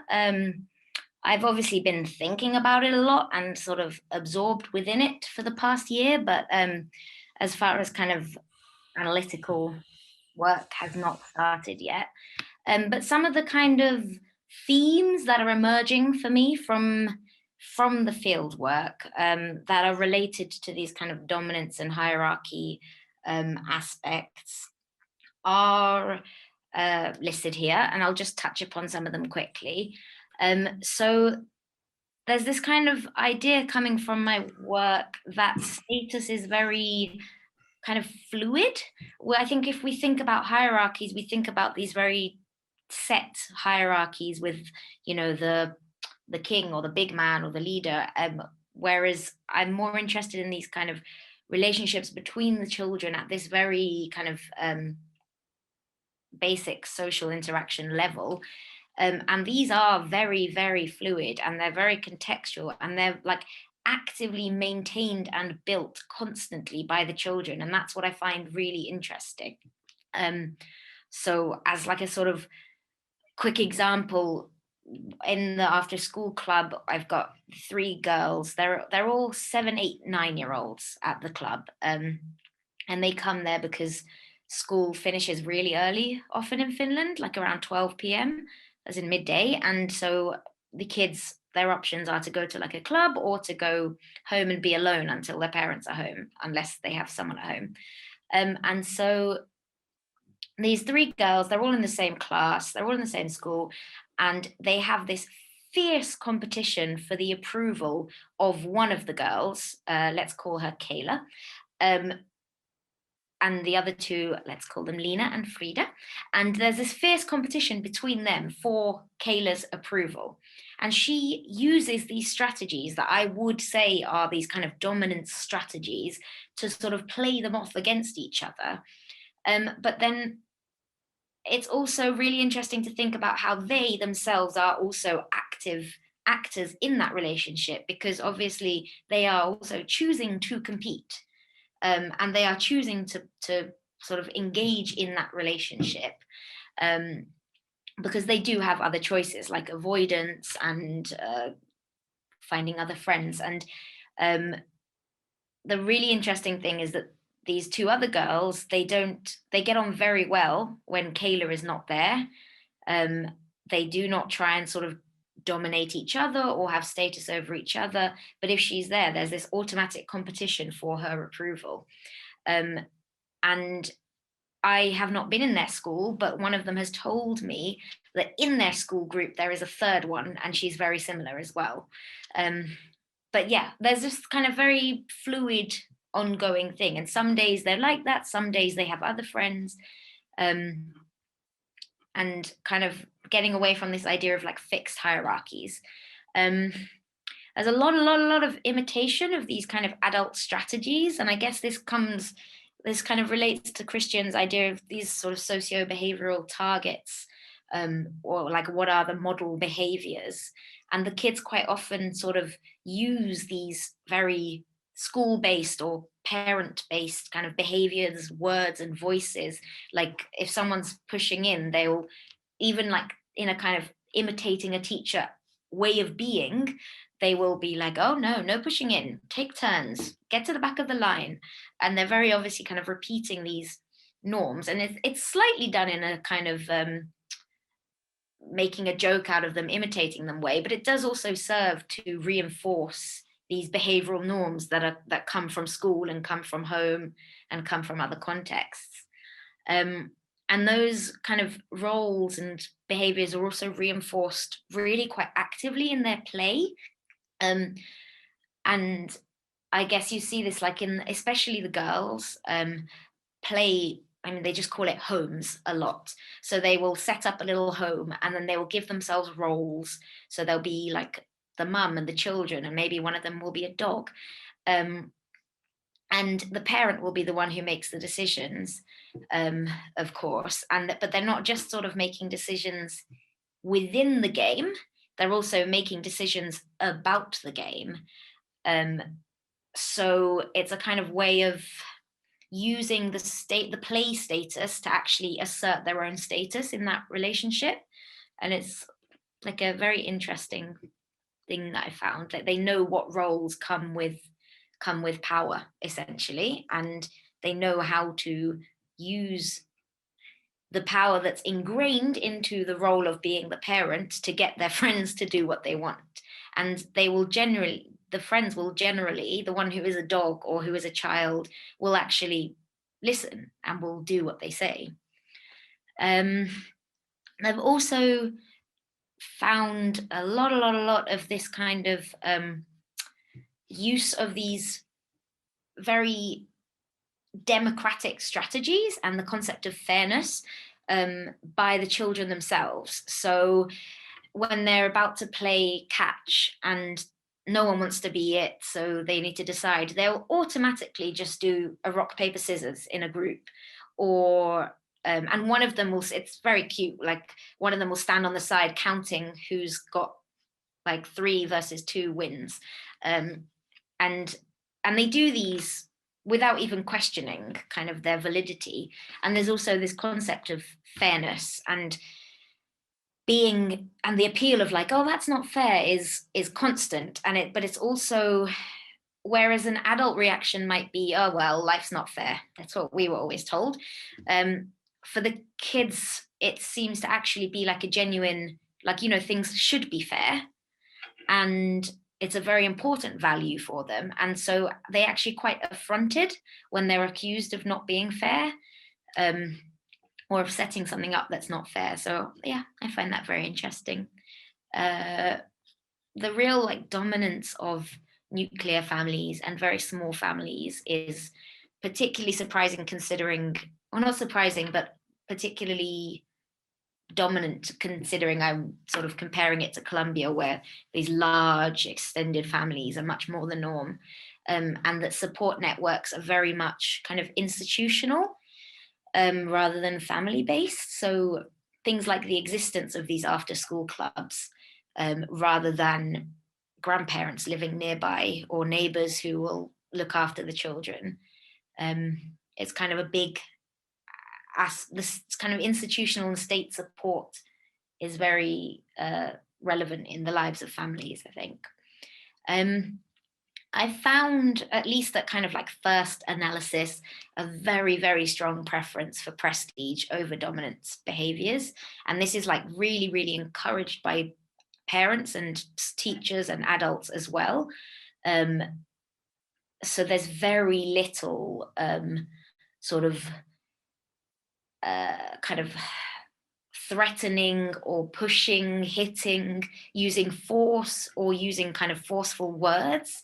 It's not very common.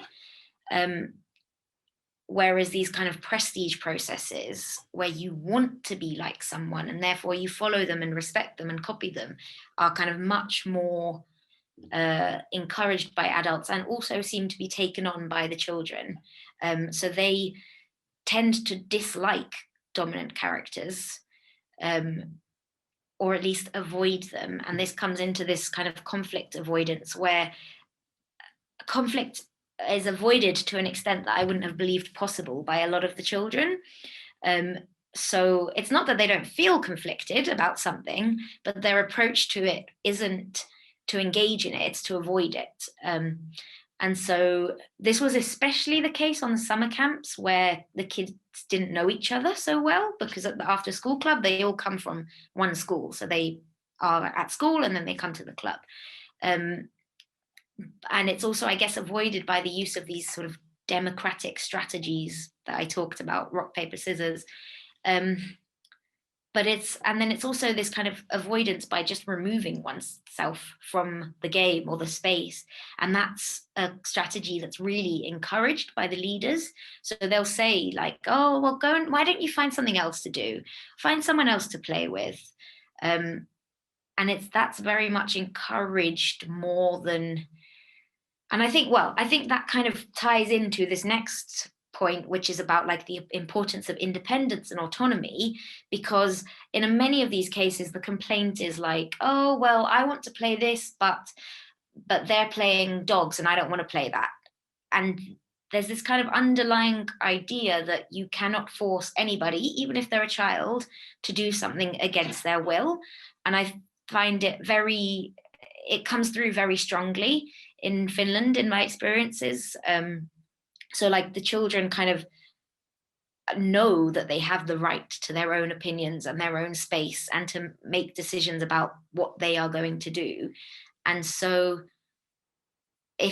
and that comes through with their interactions with adults as well, where they'll quite often be told something and then just not do it. And there's sort of not something important, but something like put a hat on, it's cold. And if they don't want to, they generally just won't do it. And I think that kind of ties into this sort of independence and the right to sort of do with yourself what you want to, basically. And my last little bit, I will just quickly talk about what's coming next. So obviously I have to start data analysis, which it's going to be very interesting to kind of tie together all these different threads and places that I've been. And I think, like Kristian, you mentioned that I will have very, very rich data because it's so varied. And I have different kind of looking at things at the societal and community level in homes, but also very much a focus on like children's relationships and with each other and how they do that. And so I think that's really, really cool. And I will be starting I'm running these experiments in Finland, and I've actually been lucky enough to just get some funding to be able to hire a research assistant to run them in Colombia. And so there's some experiments that have already been conducted in China and the UK. And their basic idea is that they have a set of characters, these three characters, and one is a dominant character, one is a prestigious character, and one is this kind of neutral subordinate character. And there's a series of very everyday interactions between them. So for things like, oh, I want to color in my picture. And he asks the prestigious one, like, let me see your picture. What color did you use? And they show him, whereas the dominant one like butts in and says like, no, you have to use this color. So they're like setting the scene, and then we ask them a series of questions. So it's questions like this one is from the slide that is like, oh, Demo wants to sit down. Where's he going to sit? Next to this one or next to this one? And so it's kind of looking at the children's, first of all, whether they can identify the dominance and the prestigious characters and differentiate between them. And then also kind of what they expect from each of them and what their preferences are for these dominance versus prestigious kind of behaviors. And we've also added some more questions since that previous study. So now that we're also asking like who they, if they had to choose one of them that thinks is like them, which one would it be and why? So yeah, the idea is to kind of generate this quantitative data that explores this prestige dominance framework in a very concrete way, but then to be able to understand it in the context of the ethnographic data. Because the experiments as such don't tell us anything if we don't actually understand what's going on and why the children are saying these things. So that's kind of the idea of combining the experiments with the ethnographic data. And then also because from the ethnographic data, some things might come up that we realize like there might be other strategies that are found in Finland or in Colombia that don't really fall under this prestige dominance framework. Or there might be other things that are really important, like gender, to consider that aren't taken into consideration in these. So yeah, and then finally, ethnographic fieldwork in Colombia is the goal, may or may not happen. Well, it should happen, but I'm not sure when. But yes, that's kind of what's next. I will hand it over to Victor now. Hi, thank you very much, Maija, especially since I know you have to leave at 6 o'clock. So if, well, pretty close to that. I was thinking though quickly, you know, if you go to Lithuania, if you can't make it to Colombia, this would be an interesting comparative place, because my experience of the school system here is that it's a lot more I may be wrong, there's other Lithuanians, but having kids going through school here a while back, and still that it would be a lot more the dominant model that they experience rather than the fairness. But I was curious, do all the kids, when they think of fairness and they're trying to be fair, do they have a shared sense of the criteria for what makes fairness, or does it vary at all? That's my only question. I'm trying to think. I think in general, yes. And in general, it goes along the lines of kind of what they are taught in school. So like things like you take turns. But they don't just follow those guidelines, because they do come up with these caveats. And then these caveats quite often are just accepted by everyone, because there'll be things like, oh, but it is fair because yesterday he did this and this happened, so now he has to ask 2 turns. And in general, once there's like an explanation, everyone's quite like, yeah, okay. So I think quite often they agree amongst themselves, but the adults might not agree. If there was an adult kind of controlling this situation. And it is something that I found really interesting. There's a group of the boys who play football all day, every day. And one of the leaders who kind of leads the after school club, they're very free there. They don't like lead activities. They basically oversee them and then deal with any issues. And he always comes and plays and just grabs the ball in the middle of their games and joins in. And the kids then will tell him like not to, and they will shout like, that's not fair because now you're on that team, and he generally won't pay any attention to them, like a very adult response would, like, you know, well, I'll do what I want because you're kids. And they all think it's very unfair. And I think that's a really kind of interesting example of this power dynamic that you're used to amongst kids. And that people in a sort of role of being the leader or the teacher generally do take. And Justine had a question. I don't know if Justine is still there, but you might want to answer. He's a clinical psychologist. Do you see it on the chat? No. Just what are these tests? Oh yes, you already kind of answered that. But I can give more details or send you a link to the previous. I'll find a link to the paper in case someone wants to see. Justine, are you still there?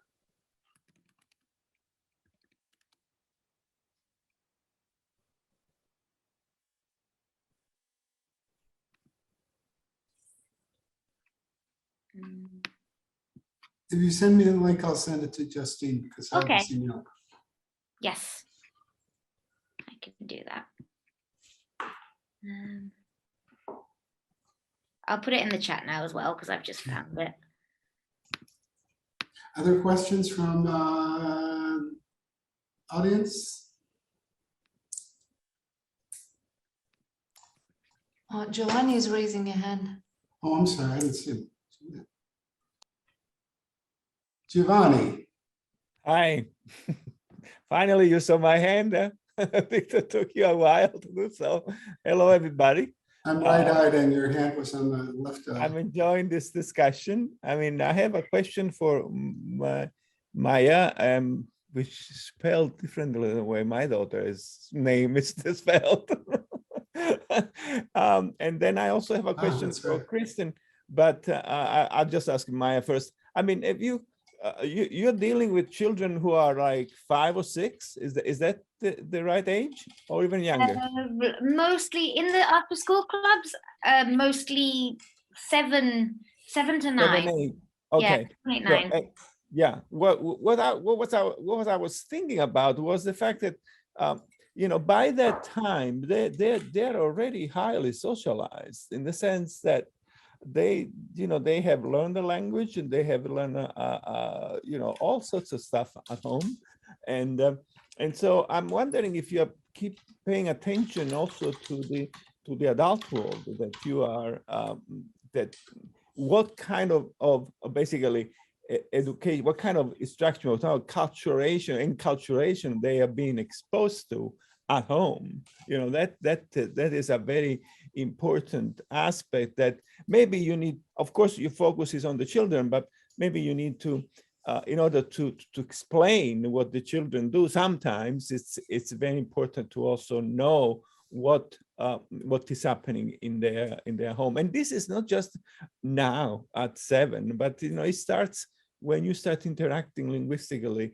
with your child when he's like 3, 2, 5, you know, whatever. And you know, there is literature about that, about how, you know, different enculturation via language models are activated and instantiated in a number of culture, considering the American culture compared to Papua New Guinea and to Samoa and other. I mentioned Eleanor Knox, for example, that you might be aware of.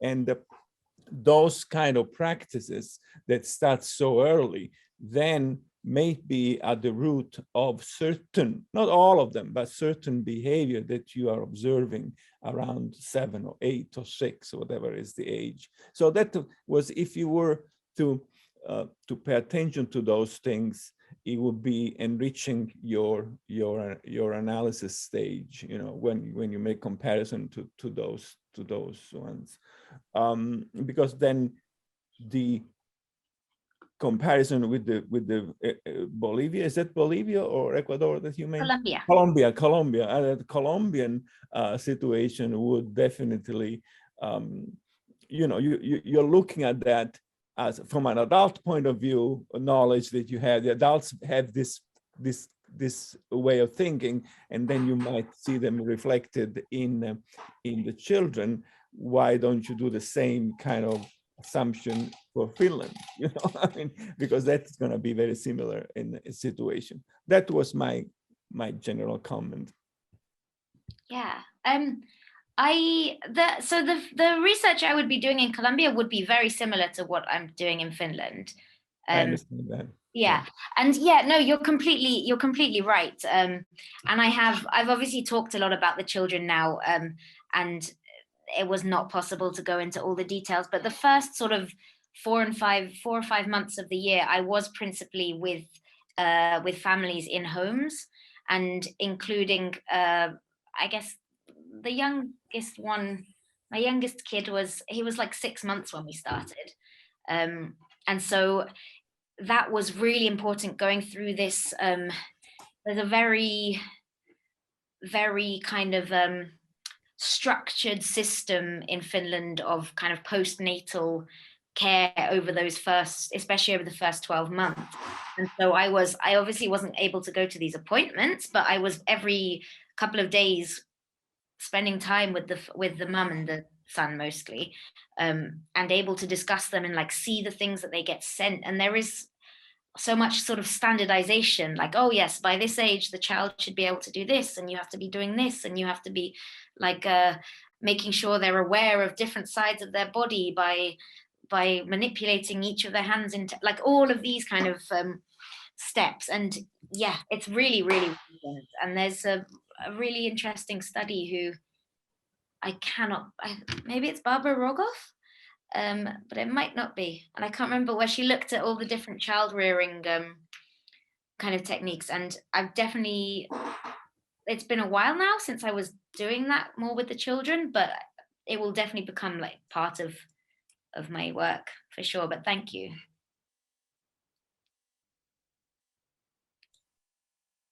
You had another question, John.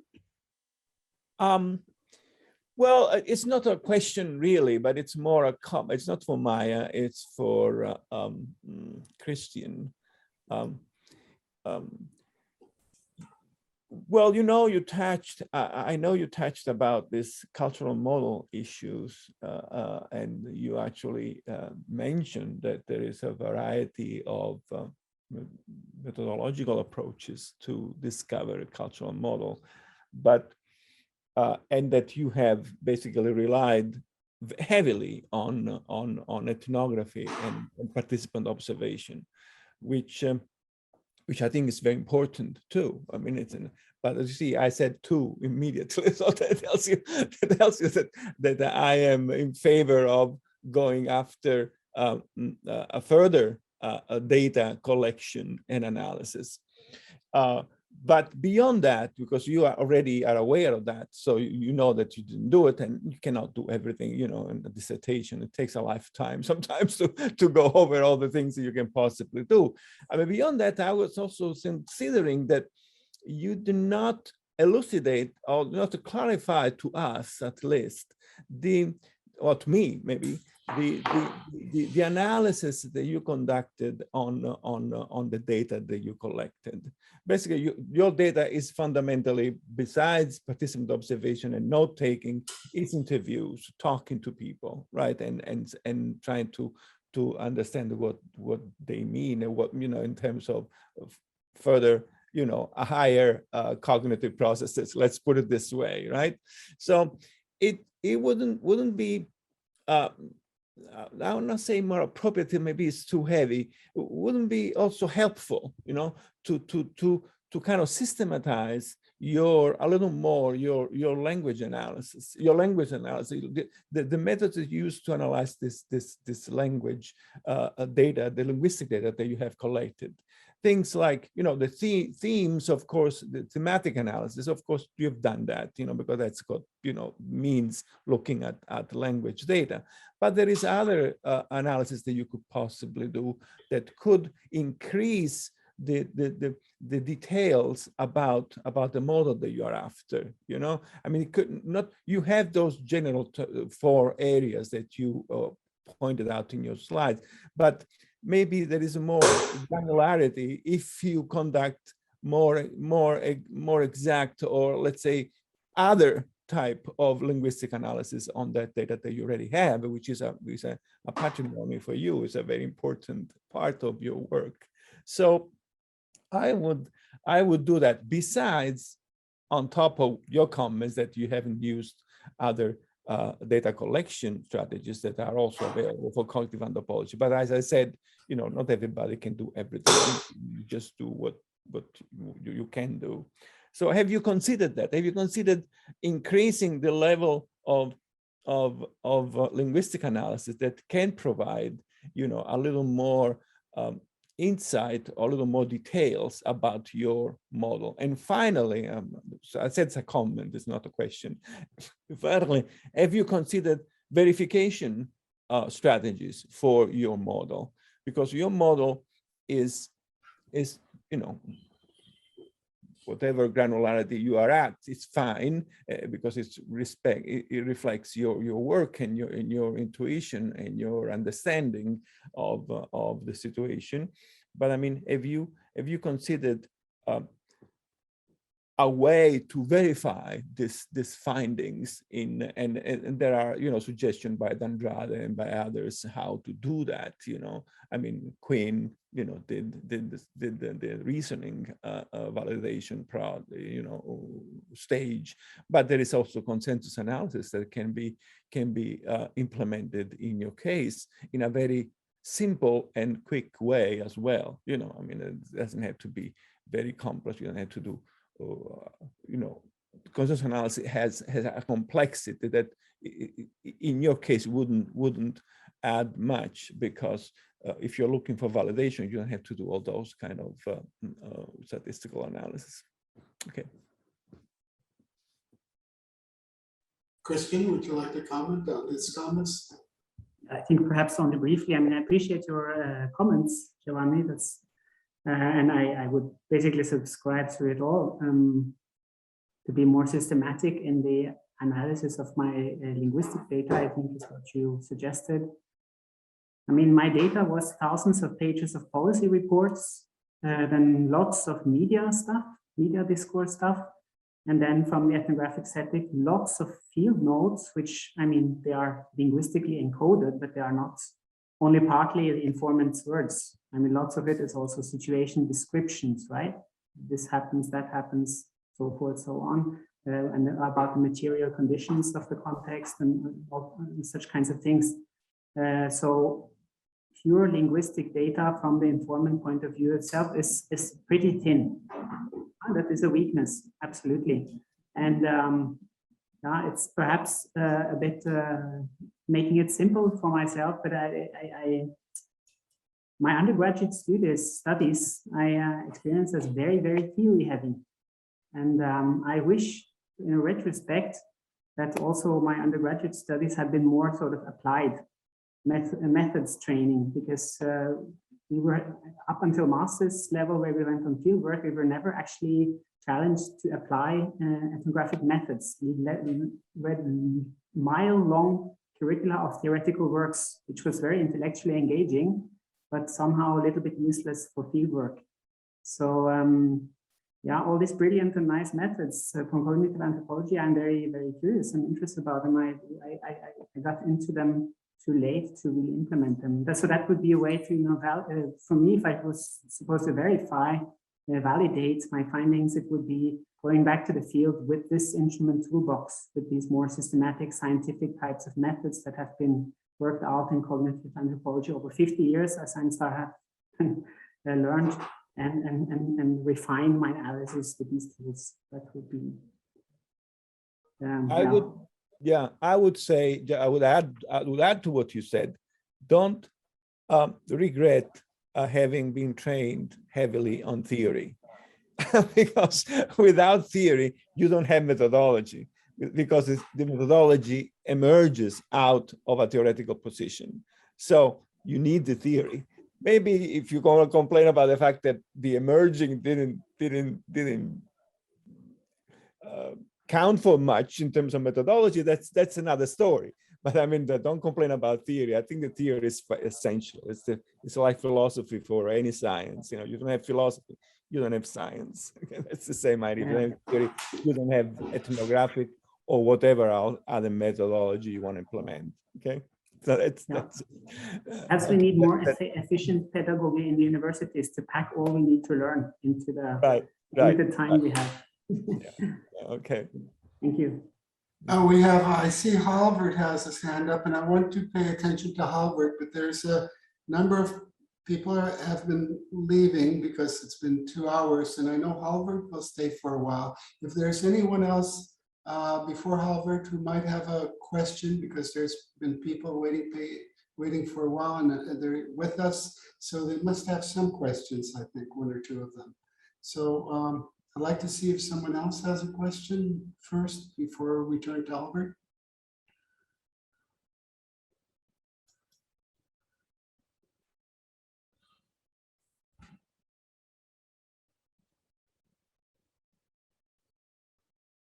Okay, Albert, it's up to you. Go. Ask your student a question. Make it difficult.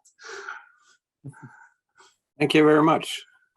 It's very good to see you, everybody. I'm an anthropologist working in Norway, and I thank you for 2 very interesting presentations, thought-provoking narratives. First, I would like to ask you, Maija, about your fieldwork and your material, which is really interesting and really fascinating introduction to the world of Finnish children. And I think that your way of talking about the data, your observations, was intriguing, and it directs my attention to typical or very interesting aspects of Nordic Scandinavian culture. You had this distinction between dominance and prestige, and you talked about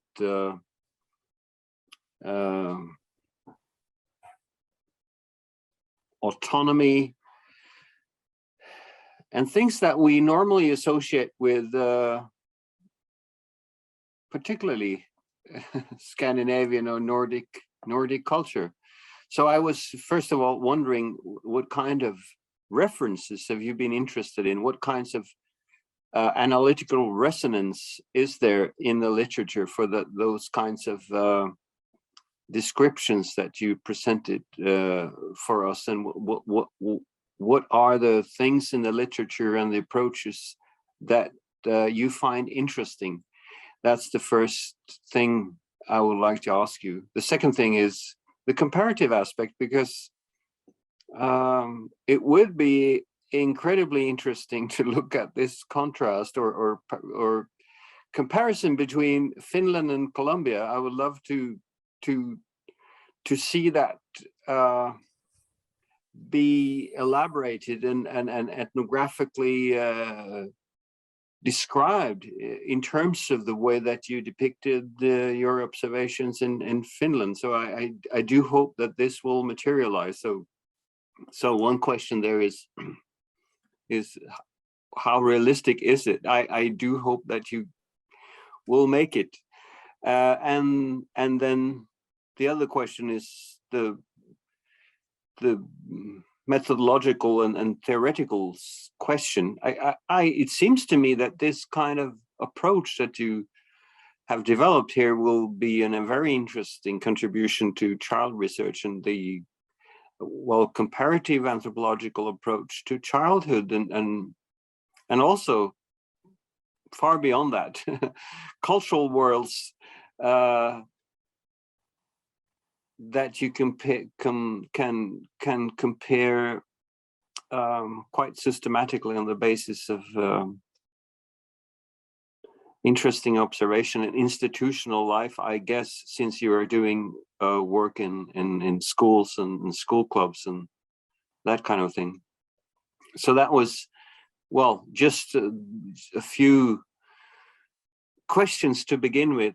I thank you, because I think this is really interesting, and it really has a great resonance in what I know about, Scandinavian anthropology and all these discussions that we have about what's the relevance of the Nordic region anthropologically, and how do we compare, and how do we depict what is, or detect what is, and conceptualize what is special and what's not, and if it's special, where does it come from? What are the cultural roots of all this interesting stuff that, for instance, the possession concerning autonomy in Nordic culture, and as you coined it, prestige, which could be also reformulated as authority or some other aspect of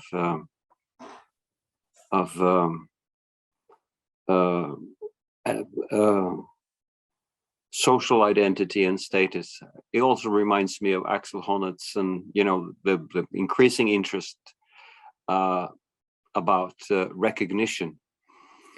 But anyway, to you, Kristian, thank you for your presentation, which was really, really interesting, and it strikes me that it seems very relevant to a lot of interesting stuff. So the first question is, what do you think is the potential of your approach in terms of the spread of that kind of evidence-based or pragmatic instrumental kind of policy in well, I guess all over the world, but not least in Western welfare states? How do you think it may, your study of the school system may be extended to other fields? I myself have seen it very clearly in policy making and institutional control in the Nordic welfare states, because I do study local politics and institutional dynamics in the public sector in the Scandinavian welfare states, and I look at the grassroots bureaucrats and their role in the transformations of the welfare state, and I have also seen that your kind of observations and analysis is very relevant to, for instance, what American psychotherapists have been describing about the whole mental health field in the United States and I guess in Europe too, a form of governance that is spreading very systematically and in interesting ways that I have never seen.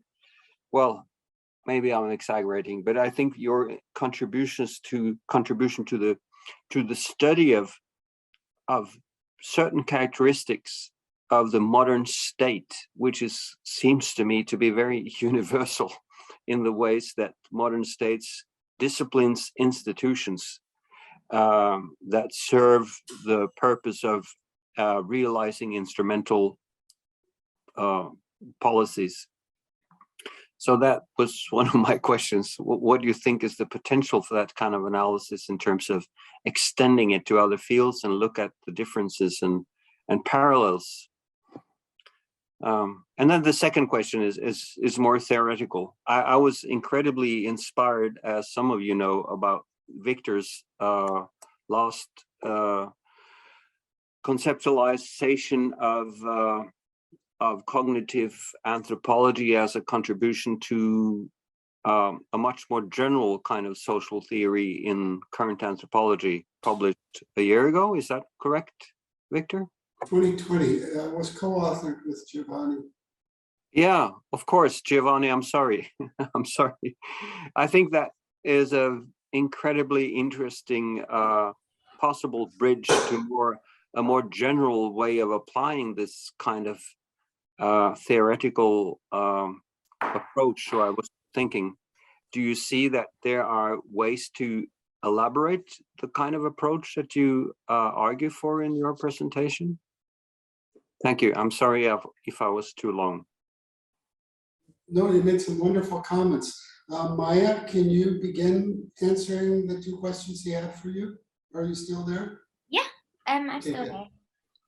Yes, I will admit to a massive failure, personal failure here, which is that because I was initially planning on going to Colombia, a lot of my kind of pre-field work, reading and cluing up and kind of theorizing was all based on Colombia first. And I am a bit behind in my reading about Finnish children and childhood and schools. And then a lot of that is also, there's a very, very active kind of childhood research in Finland on education and childhood, and almost all of it is in Finnish. And my reading in Finnish is like a 7-year-old. So I am trying, but it's a sort of slow process. But I guess some of the things that I found, maybe this is a slightly un-PC thing to say, but I do find there's this kind of Finnish exceptionalism as a very strong current that goes through a lot of the research that I have read that is sort of produced in Finland. And it is very much kind of, we are amazing because we do this.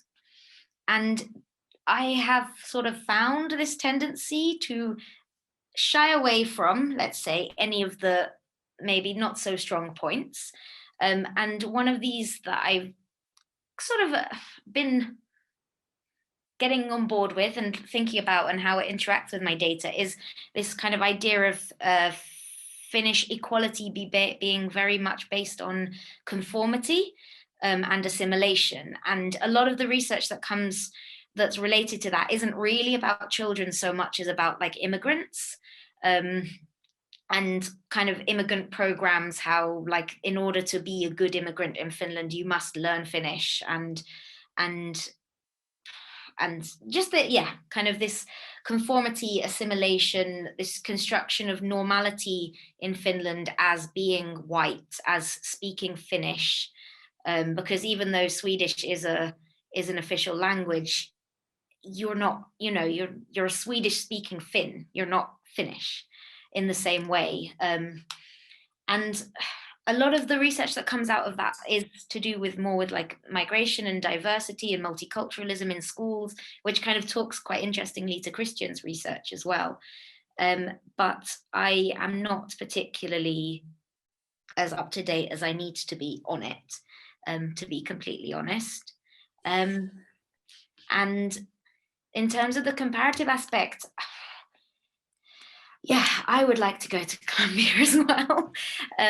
I think it kind of depends on me a bit at this point as well, I think. I have funding for 4 years. I'm 2 years into that now, and it kind of depends on how much I'm willing to sort of go and then do everything else super speedily, or just kind of accept that maybe this is enough data now, and try and include Colombian data as like a postdoc or something like that, and trying to balance between maybe I could do, because I am very, very familiar with the context and the language and these things, I think I would be able to arrive and start some quite in-depth data collection very quickly. So maybe it would be worth going even for 3 or 4 months and doing a kind of rapid ethnography approach. But that's the kind of decision-making process that's ongoing right now. But yeah, I would like to go. Do you already have some grounding there? Or do you have to start afresh? Not really. I've got like several schools that I'm still in contact with, because I worked in schools and in like a children's play NGO place, and friends, and my husband's from Santa Marta, where I would be going, so it would be pretty immediate that I could start. Okay, and you had 2 questions for Kristian. I'm not cutting you off, am I, Maija? No. No. So Kristian, you had 2 questions. Before we forget them, can you address Albert's questions? Yeah, I'll do my best. They are big and complicated questions, but that's also useful because it forces you to think and speculate. So of course, it's just going to be some rantings here, and you'll see what you can do with it. The first question, I think, Halvard, it's very nice to see you again, by the way, Halvard, even though it's on screen, but I'm very happy to see you. First question was how to extend this type of study approach to other fields, more or less, I think. And particularly maybe the focus on neoliberalism. I know you're very well versed with studies in general, more into new public management and neoliberalism. So I guess you're a little bit pointing in that direction. One could go beyond the education sector. One could go beyond one country. So I think, first of all, like one does in state anthropology, you could surely look at many different kinds of neoliberalisms. No nation state is the same, and so you would have, with the influence of neoliberalism, I didn't really explicate this too much in my presentation, but the neoliberal type of education in Norway is also heavily tainted by the unity school tradition in ways that you do not see quite to that extent, perhaps at least outside Scandinavia. So, for example, within this neoliberal regime, I described the value of equality, for example, is still very, very explicit. So everyone should have the same type of education. It should all be within more or less the folds of one state school system. There should not be much privatization. So at least this cultural marking of the equality concept is very strong in the neoliberal kind of school that you have in Norway, which I, for example, now living in Germany, is not at all comparable. Here you have, first of all, education policy in Germany is decentralized, so it's not something the state at all really does too much with. It's rather down to the what do you say? Let's say the states. It's not the national level, but the federal level. It's a federal case, and also there's lots more space for privatization here under the motto of free choice at school, which is also kind of much more positively valued here. So there's just for the educational sector and neoliberalism, there's lots of potential looking at different types of neoliberal education organizations from country to country, where you will have the influence of deeper cultural traditions in these culture areas, then also influencing how these come to express. And then I think in the neoliberalism, I mean, I'm a bit out of the literature, so I'm not quite sure what's happening there currently, but on a more general note, over the last couple of years, and I saw this also in my studies, there is sort of a bit of a counter-reaction to neoliberalism going on. So first and foremost, you have politicians sort of, and this is the whole populism, politicians trying to more unite with the base population. So perhaps there is some kind of tiredness with all this delegation of power to this mid-level bureaucracy. I mean, the bureaucracy criticism has been quite strong in many areas over the later couple of years, which is also, I think, is sort of a little bit anti-liberalist kind of trend. Nationalization, you know, the strengthening of the nation state, the criticism towards globalization, all these kinds of stuff, which we have seen rising and strengthening itself, at least in Europe, over the last couple of years, I think also does something to neoliberalism, which is worthwhile studying. If it's weakening it or maybe pushing it into transforming to new forms. Well, I haven't really studied it, so I'm just noting a little bit what I'm seeing happening. But I think it's, I mean, that's what you're saying, Howard, and I think it's utterly correct. We need to understand neoliberalism in a grounded way. And there are many neoliberalisms, essentially. So, and then I think you could study it in all kinds of policy areas. It's open for study. What I would find very interesting, which I would have wished also to do, was to do field work in these mid-level bureaucracies.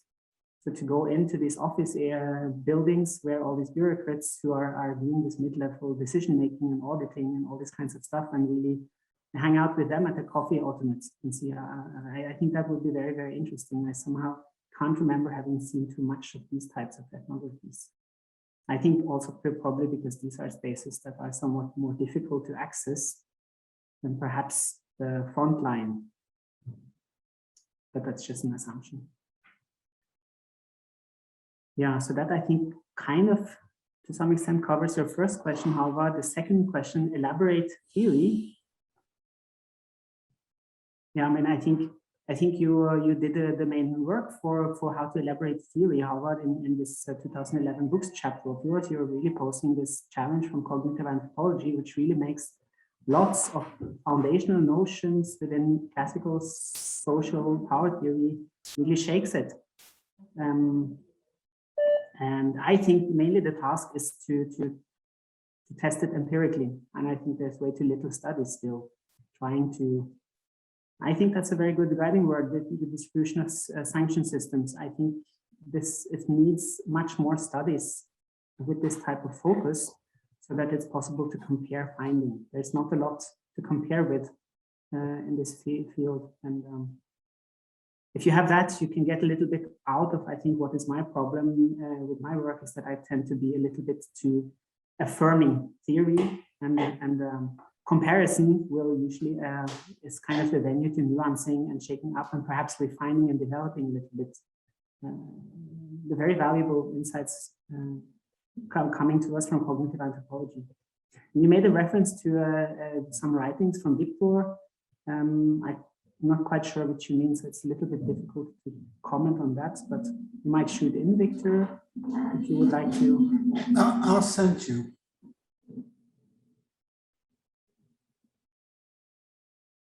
Did you hear me? Yep. Oh, I'll send you the article.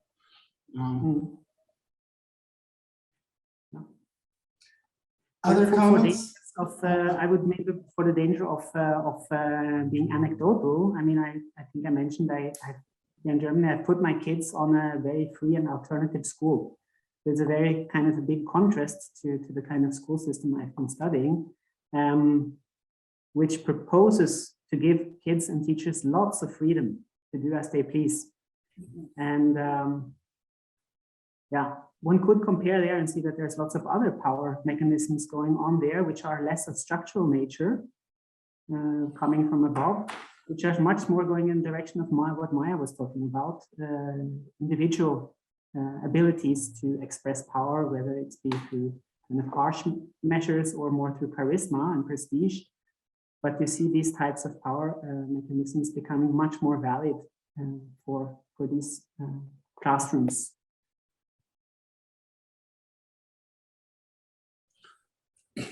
Giovanni, did you have any comments? Not at this moment. I'm kind of running late. I'm sorry. Okay. I've been here for 2.5 hours, and I really need to go. I mean, it's been a very interesting discussion. I've learned a lot from the two presentations and from the comments of others as well. So it's been very, you know, I don't want to use the word interesting because it's overused, but efficacious, let's say, you know, experience and event. So I'll be in contact with, if necessary, with the people on this panel. All right, I need to go. Now it's 10:30. For me, it's You have a class probably. yeah. I need teaching. This is the last week of teaching here, and I need to do that. Nice meeting all of you, and it was a pleasure. Okay, thank you very much. Bye. Thank you, Giovanni. Bye-bye. I thought it was, I think there's only you, me, and Halvard. And Tom, not really Thomas Willis, who's running the mechanisms by which this is all successful. But Willis, I think you can stop the recording.